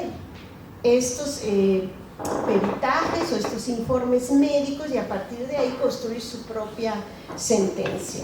Y en este sentido el juicio es novedoso no solo para los médicos sino para los jueces, porque como aquí se acaba de decir, el Código Civil se aprueba en 1870, entra en vigor al año siguiente, en 71, las pruebas de la locura de Felipe Raigosa se reúnen en 72, que es cuando se aprueba el Código de Procedimientos Civiles, y 6 meses después de la aprobación del Código arranca el juicio de interdicción, en febrero de 73. Entonces es un escenario nuevo tanto para médicos como para jueces, porque los médicos anteriormente no eran llamados a los casos judiciales o no eran llamados, digamos, por mandato de ley, lo cual sí va a ocurrir tanto con el Código Penal como con el Código Civil. Otro rasgo de este juicio es que involucró a 2 familias de la élite, que eran figuras públicas en ese momento. Doña Manuela Moncada descendía de la antigua nobleza mexicana, cargaba, digamos, un pedigrí con 3 títulos de nobleza, que ya no eran vigentes, digamos, legalmente en ese momento en México, pero socialmente sí, y tan lo eran, que ella forma parte de la corte del imperio. Ella es dama de palacio de la emperatriz Carlota a sus 23 años. Posiblemente haya sido una de las damas de la corte más jóvenes, y la corte del imperio, tal y como ha sido estudiado por Erika Pani, tenía, digamos, una función política, no era meramente ornamental. Las 40 damas de palacio que son llamadas tienen, digamos, como una estrategia detrás, ¿no? Algunas por su poder económico, político, por ser descendientes de la antigua nobleza, por ser esposas de miembros del gabinete, que en este caso sucede eso porque Felipe Raigosa forma parte del gabinete del emperador. Como secretario de Justicia, es también secretario después de Educación, bueno, en ese momento se llama Instrucción Pública, en fin, él es un colaborador muy cercano del emperador Maximiliano, incluso viaja con él por México. Entonces se enfrentan aquí 2 familias de la élite que son figuras públicas, y eso provoca que el juicio sea muy mediático, y vemos aquí la intervención de la prensa en el juicio, la manera en que presiona a los jueces desde el minuto 1 en que Raigosa es internado en el hospital para dementes. Llega a una comisión del Ilustre y Nacional Colegio de Abogados presidida por José María Iglesias, que a los pocos meses va a ser nombrado presidente de la Suprema Corte. Esta comisión va a ver físicamente en qué condiciones se encuentra este hombre en el internamiento, digamos, psiquiátrico, ¿no? Para validar sus condiciones, si se está cometiendo, digamos, una arbitrariedad, porque está siendo privado de su libertad en ese momento, ¿no? De manera que todos estos rasgos yo creo que permiten dar cuenta de esa sociedad en ese momento en muchas esferas, y eso es lo que a mí me motivó a escoger este juicio, ¿no? Un asunto que a mí me preocupó a lo largo de todo el libro es el de la peligrosidad. Porque desde el primer dictamen médico hasta el último se dice que él es un loco peligroso, pero no hay ninguna evidencia de su peligrosidad, o sea, no hay ninguna prueba. Sin embargo, está presente, es como una sombra que está a lo largo de todo el juicio, y ese es un caso muy especial también porque en realidad son dos demandas. La primera demanda la articula el Ministerio Público, no la articula la esposa. De acuerdo con la ley, quien puede demandar en un juicio de interdicción es el cónyuge o los hijos, es decir, los futuros herederos, ¿no? Pero también puede demandar el Ministerio Público. Esa es una función que se considera también un atributo del Estado, ¿no? El Estado puede demandar si considera que el sujeto es peligroso, es decir, que amenaza la paz pública, que se amenaza a sí mismo. Entonces, la primera demanda corre a cargo del Ministerio Público, aunque no hay ninguna prueba de su peligrosidad, pero los tres primeros diagnósticos que aquí se mencionaron aluden precisamente al hecho de que es peligroso, y de ahí deriva el internamiento psiquiátrico, porque de un juicio de interdicción no necesariamente se sigue un internamiento, simplemente se incapacita, se le nombra un tutor y se acabó, ¿no?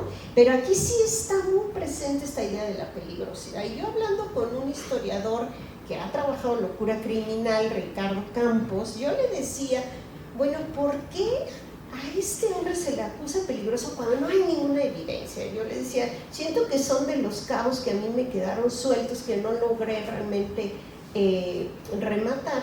Y me dice, no, Cristina, lo que pasa es que en el siglo XIX loco es sinónimo de peligro, no hay que justificar que el sujeto es un peligro.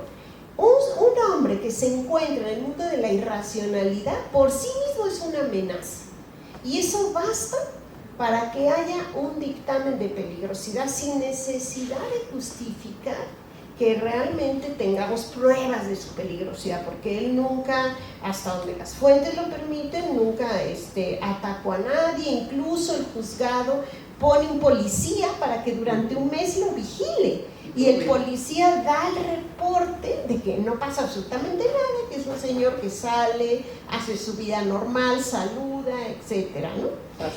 Él tiene una espada con la que duerme para proteger a su familia, porque él inicia con un delirio de persecución, se siente amenazado, entonces él hace ese tipo de cosas, ¿no? Construye como un sistema defensivo de protección hacia su propia familia.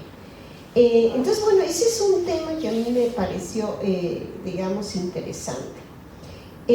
Ahora, me gustaría mencionar también por qué escogí el título del ruido y el velo, porque eso es algo que va a determinar, yo creo, las fuentes con las que los historiadores nos enfrentamos. Y como lo dije al inicio, fue un caso muy mediático, las audiencias eran públicas, entonces la gente podía asistir, la prensa le daba seguimiento, iba tomando partido, decía, no, pues no está loco, no, pues parece que sí, ¿a quién le creemos, no?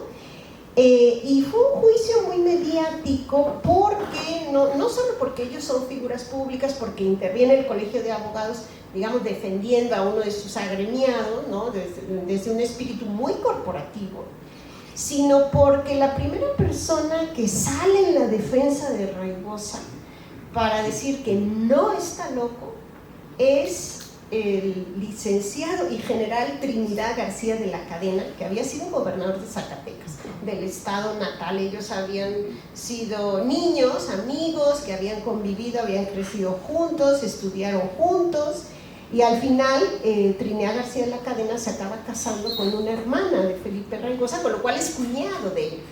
Y él es un hombre que tiene una pluma realmente impresionante. Entonces escribe el primer texto que se publica, un texto de 80 páginas, donde desvela todas las irregularidades procesales, porque además pues él también es abogado, y es el primero que pone al descubierto la posibilidad de que haya detrás algo sospechoso. ¿no? De que haya algo más que locura realmente, ¿no? Entonces él desata digamos pues sí, desata a la opinión pública, mueve a la opinión pública, después ya desaparece de escena. En ese momento, cuando inicia el juicio, él está como diputado en el Congreso Federal y está viviendo en la Ciudad de México, pero luego ya se regresa a Zacatecas. De manera que el juicio empieza haciendo mucho ruido y la prensa lo reporta como un litigio ruidoso, un negocio ruidoso, así se encabeza siempre las notas de prensa. Pero cuando ya concluye, después de 4 años, con 2 demandas, porque la segunda demanda sí la inicia Manuela Moncada, pasa por las 3 instancias que permite la ley. Yo creo que en ese momento no era posible el amparo, porque los amparos que ha habido actualmente se apoyan en la Convención de los Derechos de las Personas con Discapacidad, en eso se han apoyado. Pero en este momento pasa por las 3 instancias judiciales, ¿no? Llega al último nivel en la magistratura. Y el tutor interino que se nombra desde que inicia el juicio, cuando ya termina el juicio, dice que lo mejor que le puede suceder a este caso es correr un velo y que no se vuelva a hablar más de un juicio que dañó a 2 familias, donde los médicos no se pusieron de acuerdo y no hay plena certeza de si está loco o no, y donde los abogados valoraron las pruebas de manera muy diversa. Entonces, incluso la prensa, cuando termina el juicio, encabezan las notas con unos titulares que dicen por fin, al fin. O sea, como que ya también la prensa dice, ya queríamos salir de esto, ¿no? Y en efecto, el juicio termina y no se sabe si está loco o no. Yo decía en la mañana que para médicos y jueces está loco, pero no del todo, que es justo el tema de las locuras parciales, ¿no? Un loco que solamente, digamos, delira en un tema, pero en todo lo demás es perfectamente racional. Y en la época se llamaron locuras razonantes, locuras parciales, incluso los médicos decían locos que no lo parecen, ¿no? Entonces sí supone la monomanía una categoría diagnóstica muy resbaladiza para los médicos, ¿no? Y además estamos en una transición entre 2 modelos de ver la locura, ¿no? La locura del antiguo régimen, si uno va al diccionario de autoridades de 1726, ahí dice que loco es persona que carece de juicio. Eso es la locura es lo otro de la razón, como dice Foucault. Pero para este momento hay muchas dudas de si realmente el loco es el que no tiene juicio, y más bien los médicos están pensando que el loco es aquel que guarda una conexión diferente con la realidad, o que está desconectado de la realidad, o que no conecta con la realidad igual que los demás, pero que puede razonar. Entonces los médicos están realmente metidos en un dilema, hacen su mejor esfuerzo, y es muy interesante ver cómo se construye la verdad en la ciencia, ¿no? A partir del debate, a partir de la discusión. Entonces aquí encontramos los debates como entre estas 2 grandes nociones de locura, y en medio pues las locuras parciales, que son de una gran complejidad. Y en efecto, la medicina está defendiendo su estatus de expertise, de saber experto, ¿no? Y cuando la familia Moncada, después de 9 años de no poder engendrar, recurre a una poción mágica de un curandero, los médicos están claramente ofendidos, digamos, en su condición de expertos, ¿no? Porque como un hombre o una pareja de la élite van a ese nivel de medicina herbolaria, ¿no? Que era la medicina dominante. O sea, si pensamos en ese momento, la medicina diplomada era la más rara. La medicina que todo el mundo, la mayor parte de la población, digamos, recurría, pues era la medicina tradicional. Pero claro, para una familia de este estatus, que sí tenían un médico de cabecera y que además era el presidente de la Academia Nacional de Medicina, que hayan recurrido a este tipo de tratamiento es parte de su locura, ¿no? Y ahí vemos esta línea tan delgada entre la locura y la razón, ¿no? Entre lo patológico y lo normal. Y en relación con el juicio penal contra Arraigosa, yo lo que vi es que una vez que es fusilado Maximiliano, inmediatamente entran en vigor los decretos de Benito Juárez de 1862.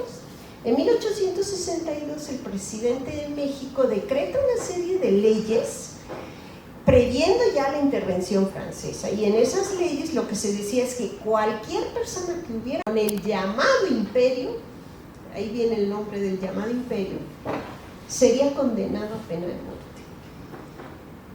Juárez tuvo, la verdad, mucha concordia después de tantos años de guerra, y conmutó muchas de las penas, dio una amnistía e incluso recupera muchos de los viejos imperialistas. Esto lo ha trabajado Erika Pani también muy bien, y los incorpora a su gobierno posteriormente, ¿no? Y en el caso de la Ciudad de México, bueno, pues el ayuntamiento decreta que todos los que hayan colaborado con el imperio se tienen que presentar en un lapso de tantos días. Raigosa se presenta. 2 días. Obviamente Raigosa se presenta porque si no le cae la pena de muerte, y es detenido inmediatamente y encarcelado. Entonces yo no creo que haya habido juicios propiamente, porque estaba este decreto por traición a la patria. O sea, la condena era terrible, traición a la patria, y, o sea, para un ciudadano mexicano que había crecido desde abajo, ¿no? Había nacido en una población pequeña de Zacatecas, con mucho esfuerzo había estudiado aquí, luego en el Instituto Literario de Zacatecas, y había ido ascendiendo, ¿no? Socialmente. Un hombre hecho a sí mismo, realmente un ejemplo de lo que es el modelo de la educación, ¿no? De cómo la educación más el talento y sus relaciones pues logran, digamos, la movilidad social, ¿no? Es un caso en este sentido muy interesante. Y los textos ya delirantes de él propiamente, aunque sí hay algunos a mitad del juicio, pero los textos donde ya de verdad dices, no, sí, ya patinó, son escritos autobiográficos de él, redactados 2 años después del último fallo judicial. Entonces yo sí creo que la interdicción, el perder los derechos, perder el control marital, el control paterno sobre los hijos, porque la esposa se sale de casa, o sea, esa es la agencia de la esposa, se sale de casa, se lleva a los hijos, la servidumbre, todo, ¿no? Ahí él cuando está completamente devastado hace una suerte de autobiografía que sí ya es claramente delirante, pero eso lo sabemos nosotros ahora. Pero los médicos no llegaron a ver esos textos donde él ya ha logrado construir un delirio bastante redondo, ¿no? Que él dice que es hijo del rey de España, que llegó a México escondido porque lo perseguían, que él tenía una gran fortuna, en fin, construye realmente toda una odisea hasta que llega a México. Pero esos textos delirantes sí son ya cuando él está devastado, ¿no? Pero durante el juicio él es muy cuerdo, él está en los estrados, se defiende como abogado y cita leyes y artículos, y la gente lo ve actuar, digamos, con esa capacidad, y también la gente se pone de su lado porque dice, no, pues como loco. Entonces, bueno, es un caso que yo creo que sí se presta para todas estas como esferas, ¿no? Estos campos, ¿no? De la historia de la familia, de las mujeres, de la prensa, de la medicina, de la psiquiatría, de la propia subjetividad, y en este contexto de la transición del antiguo régimen al orden liberal, porque justo él construye una locura que anida en el antiguo régimen, ¿no? Él construye una locura donde se pone en el mismo nivel que la esposa, en el mismo, digamos, estatus, ¿no? La esposa es una aristócrata y bueno, él es noble también, es miembro de la realeza. Entonces se construye una nueva identidad como para poder enfrentar lo que la vida le está dando, que es incapacidad por enfermedad mental. Muy duro. Eso podría decir.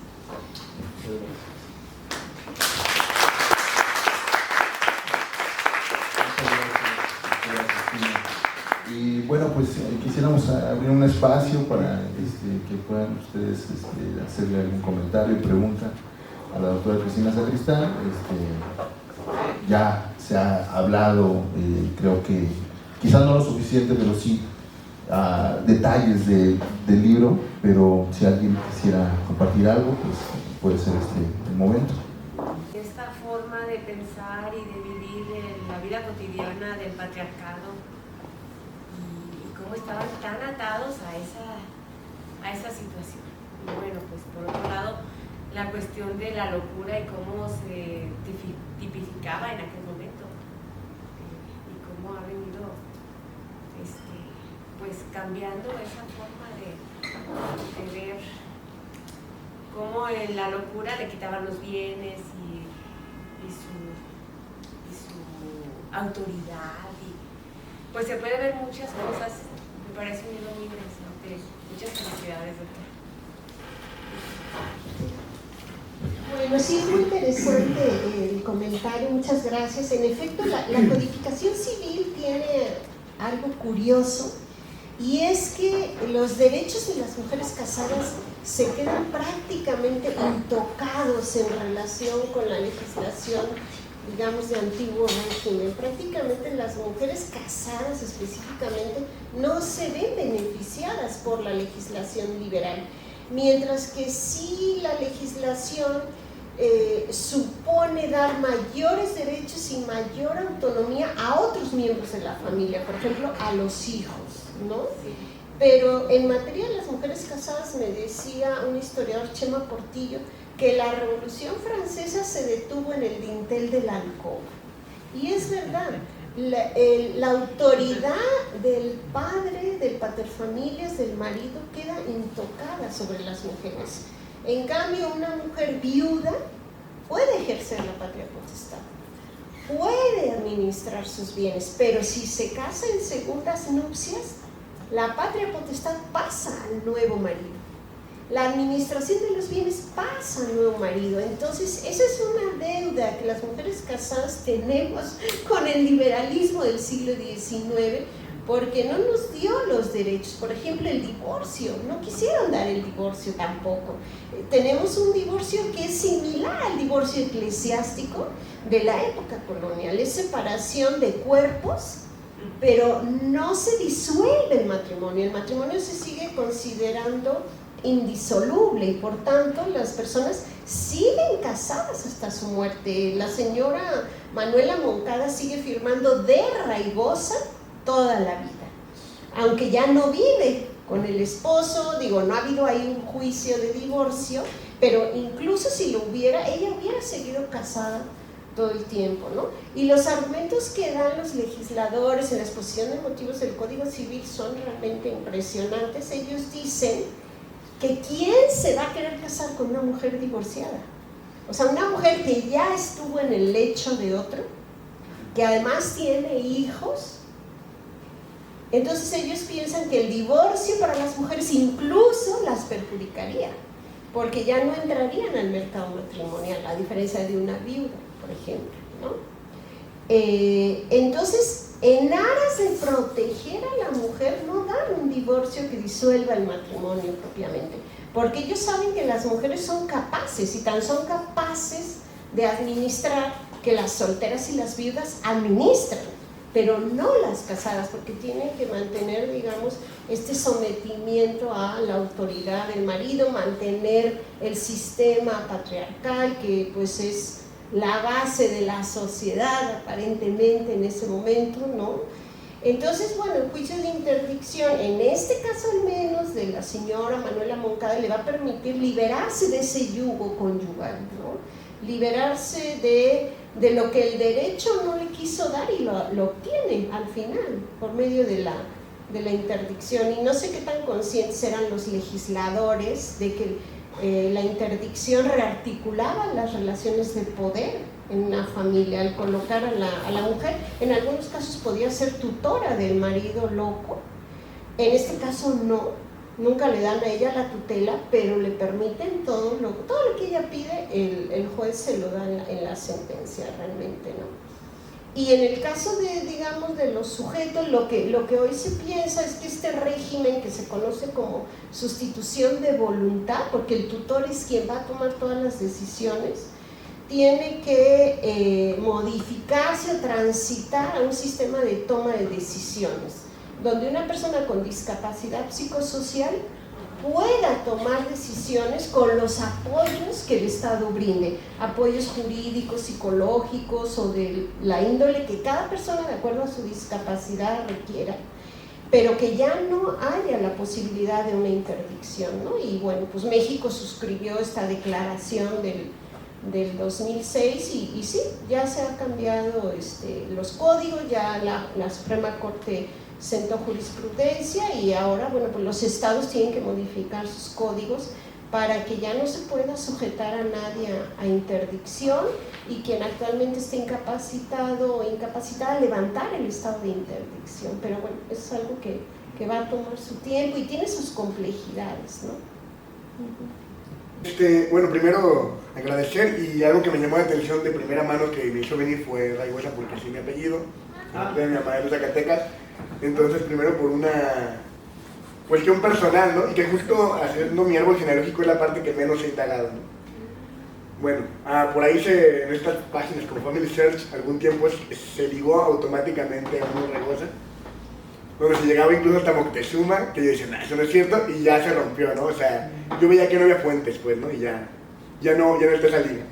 Pero bueno, eso primero. Y segundo, una duda que me surgió a partir de escucharlo, pero también porque justo llegando, saludando al doctor Federico de la Torre y platicando con el doctor Sergio Valerio, hablábamos de un mito sobre una fábrica textil acá en El Salto, que se dice que era de una familia que se llama Martínez Negrete, pero ya se ha demostrado que no.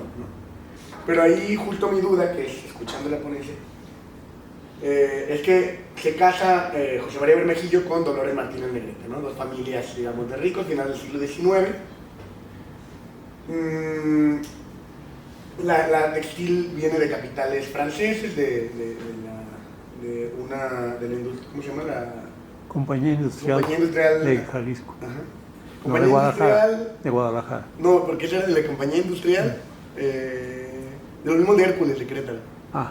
Compañía Industrial Textilera, algo así. No. Manufacturera. No. Pero bueno, algo que yo creo que tiene que ver con el mito es que Bermejillo siempre afirmaba las gestiones, al menos del agua, que es lo que yo estoy estudiando en particular, ¿no? La relación con el río, a nombre de mi esposa Dolores Martínez Negrete. Y toda la gestión la hace él, pero a nombre de ella.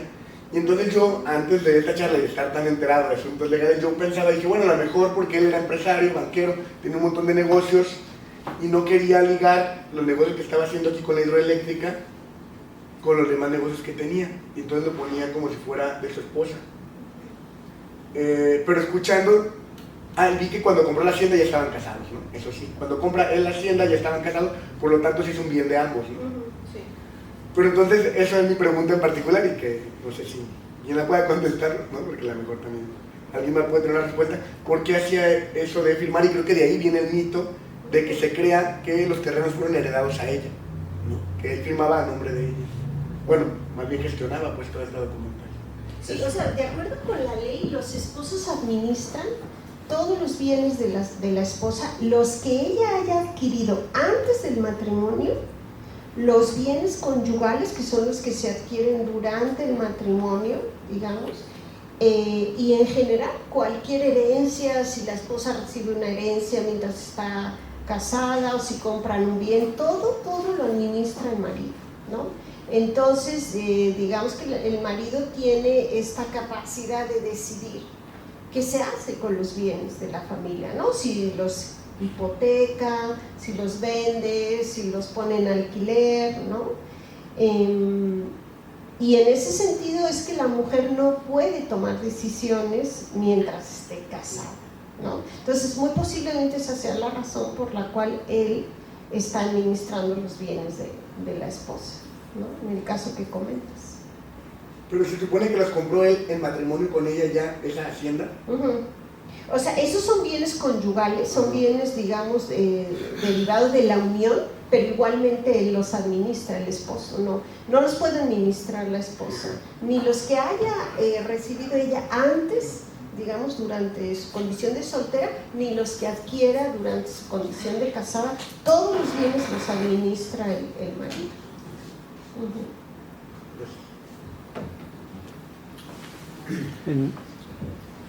Bueno, en términos concretos, ¿en qué consistía la locura de Raigosa? Porque decía que a veces se le miraba de manera muy normal y cuerda, y en otras pues decían que estaba loco, ¿no? Hay que pensar que el juicio dura 4 años, pero las pruebas empiezan un año antes, es decir, en 72, y los últimos testimonios que yo encontré son del 79, o sea, 2 años después del juicio. Es decir, que nosotros tenemos, digamos, evidencias de su locura del 72 al 79, 7 años, es decir, hay una evolución.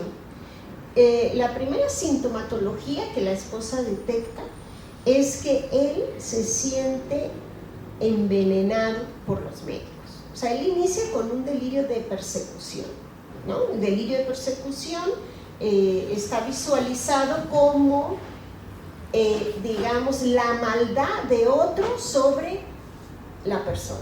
Entonces, en este caso, él inicia con un delirio donde nos cuenta que los médicos lo quieren envenenar, ¿no? Esa es, digamos, como la primera sintomatología que la esposa detecta. Él prohíbe a los médicos entrar a casa, ya no quiere tomar las medicinas que le dan los médicos, que fue una medicación para la erisipela, es una infección de la piel que cursa con unas temperaturas enormes, y él deliró durante esa enfermedad, pero fue un delirio febril, no un delirio psicótico, aparentemente, ¿no? Entonces, bueno, los médicos empiezan a administrarle medicamentos, y él, después de este episodio de la erisipela, que ya, digamos, se cura, ya no tiene ninguna sintomatología, está bien, aparentemente, él empieza a temer por su seguridad y la de su familia, porque cree que hay una amenaza externa. Entonces, ¿qué hace por las noches? Se levanta, revisa puertas y ventanas de su casa para certificar, asegurarse que están bien cerradas, saca la espada todas las noches, la tiene aquí al lado de él mientras duerme, en previsión de que pueda suceder algo y él tenga que usarla para defender a la esposa, a los hijos. Obviamente, pues ustedes imaginen que esto crea un ambiente cuando menos inquietante para la esposa, de que de repente lo ve armado, así haya sido solo con una espadita, pero bueno, no deja de ser el hecho de que él está intentando defenderse, protegerse a través de distintos mecanismos.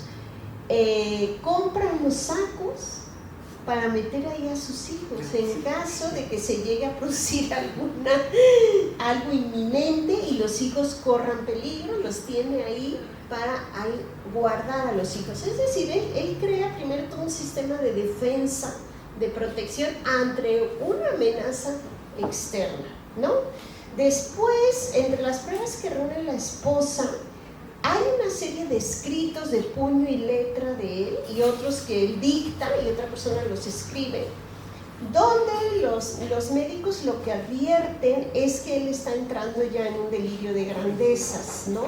Porque una de las cosas que él hace es que hurta apellidos que no le corresponden. Por ejemplo, él dice que se apellida Raigosa Lancaster Jones Arroyo de Anda.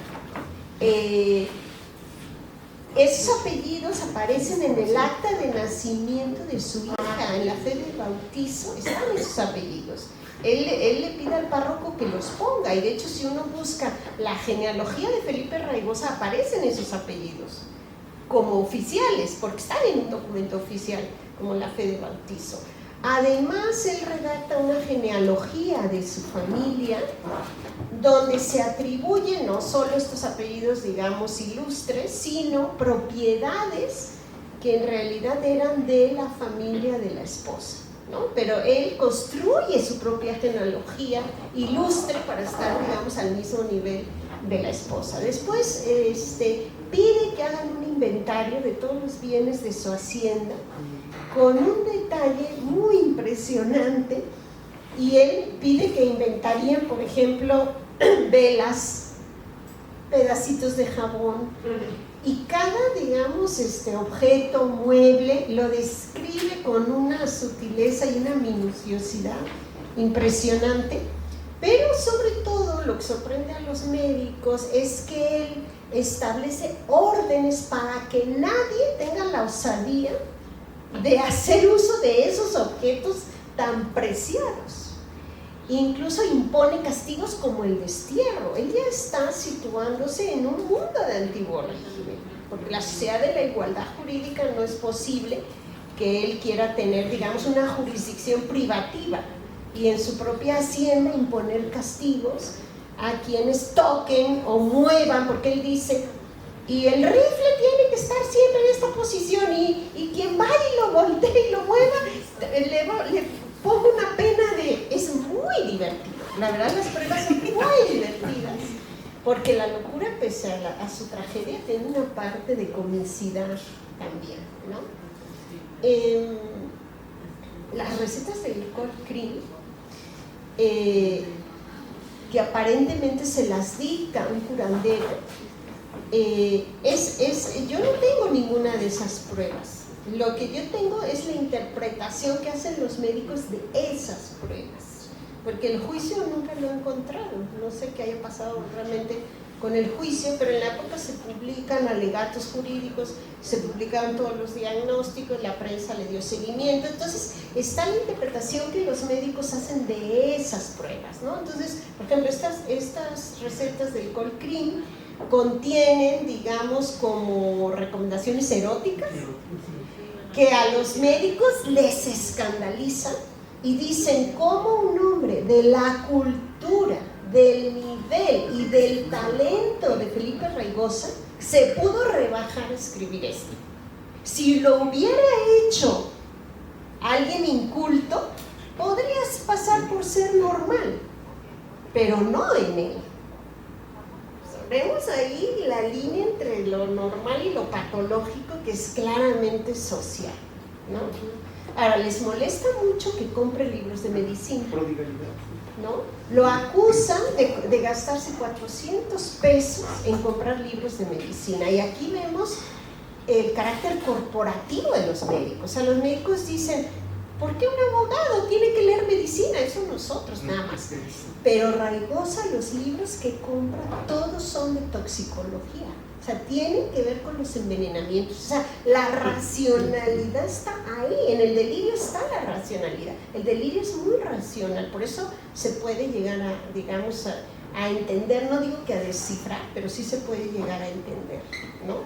Entonces, él empieza a transitar de estos delirios de persecución a delirios de grandeza.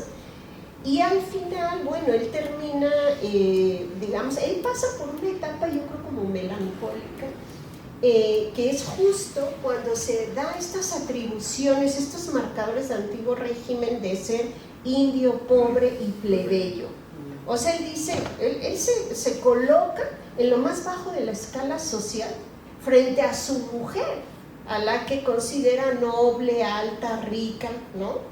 Entonces, si nosotros pensamos en estos marcadores de, como indio, pobre y plebeyo, son lo que constituía, digamos, lo que los historiadores han llamado la calidad en el antiguo régimen, ¿no? Porque no hay nociones de clase en ese momento, pero esta idea de calidad lo estudió muy bien Pilar Gonzalvo, engloba condición económica, estatus social y condición racial. Entonces él se coloca a sí mismo como indio, pobre y plebeyo en estos delirios, pero después le da un vuelco a este lugar social en el que está, ¿no? Un lugar de inferioridad respecto a la esposa, a la que ve como muy, muy superior a él, y dice que en efecto él es hijo del rey de España, que la esposa desciende de unas familias persas que lo persiguen a él, o sea, ya está de tú a tú, ¿no? Que a él le quieren quitar su herencia derivada, digamos, de su posición social, pero que un sacerdote español lo trae a México oculto, escondido, y que él crece como un niño pobre. Él crece prácticamente en un pesebre, que le ponen una madre adoptiva, que en realidad es su madre, ¿no? Porque yo alcanzo a entender por el nombre que da de ella y todo, y que logra, digamos, pues estudiar, salir adelante, enfrentando la maldad de los que lo siguen persiguiendo por un designio divino. Y esto es muy, muy de la paranoia. O sea, el paranoico tiene una misión que cumplir en la vida, y normalmente es una misión que deriva de un designio divino. Entonces él se coloca en ese lugar, y bueno, él dice que logra librarse de la persecución en varias ocasiones, que están a punto de matarlo, o sea, él sufre, ¿no?, con esto, pero finalmente él está ahí, sigue defendiendo su herencia, sigue defendiendo sus bienes, pues en una correlación con lo que está pasando en el juicio, yo creo, ¿no? Y bueno, pues él construye, ¿no?, esta historia muy, muy delirante. Hay partes que realmente yo no pude lograr entender plenamente, ¿no? Pero en general él está como en un balancín, es lo que yo vi de los estudios de la clínica ya más actuales, que el loco oscila entre ser el objeto de la maldad del otro, que es delirio de persecución, a ser él un sujeto activo. Porque no es lo mismo que tú tengas una posición pasiva donde un tercero te haga un daño, a tú tener un rol activo donde tú eres una persona, digamos, prominente, con un rol importante, que es donde él se coloca, ¿no? Y bueno, pues ahí queda un poco sus escritos delirantes, no alcanzo yo a ver más, pero sí, por ejemplo, se observa que es un sujeto muy moderno. Él hace una gran crítica a la ciencia de la época, ¿no? Él dice, bueno, ¿y cómo por qué tú, médico, sabes lo que me pasa a mí? ¿Por qué tú tendrías legitimidad para decir si yo estoy loco o no? Y bueno, el diagnóstico con el que finalmente lo interdictan es megalomanía, o sea, monomanía ambiciosa, que es un delirio ubicado, digamos, en un punto, ¿no? Que es este tema del delirio de grandezas, y que si el loco trata de otro tema, en ese funciona perfectamente, hace uso de su razón, es coherente, entonces al final esto fue el diagnóstico de locura parcial o locura razonante, como se le decía en la época. Pues muchas gracias. Pues la invitación está hecha a revisar, conocer, acercarnos y disfrutar del ruido y el velo, el cual pues vale decir, aquí está para quienes gusten adquirirlo, está editado por el Fondo de Cultura Económica y el Instituto Mora, y entendemos que también con financiamiento del CONACYT. Pero bueno, pues la invitación está hecha, e incluso si se llegase a agotar aquí afuera, pues se puede conseguir en la librería del Fondo de Cultura. Pues sin más, agradecemos también la participación de los presentadores, del doctor Gibran, del doctor Sebastián, y también queremos hacer entrega de su constancia a cada uno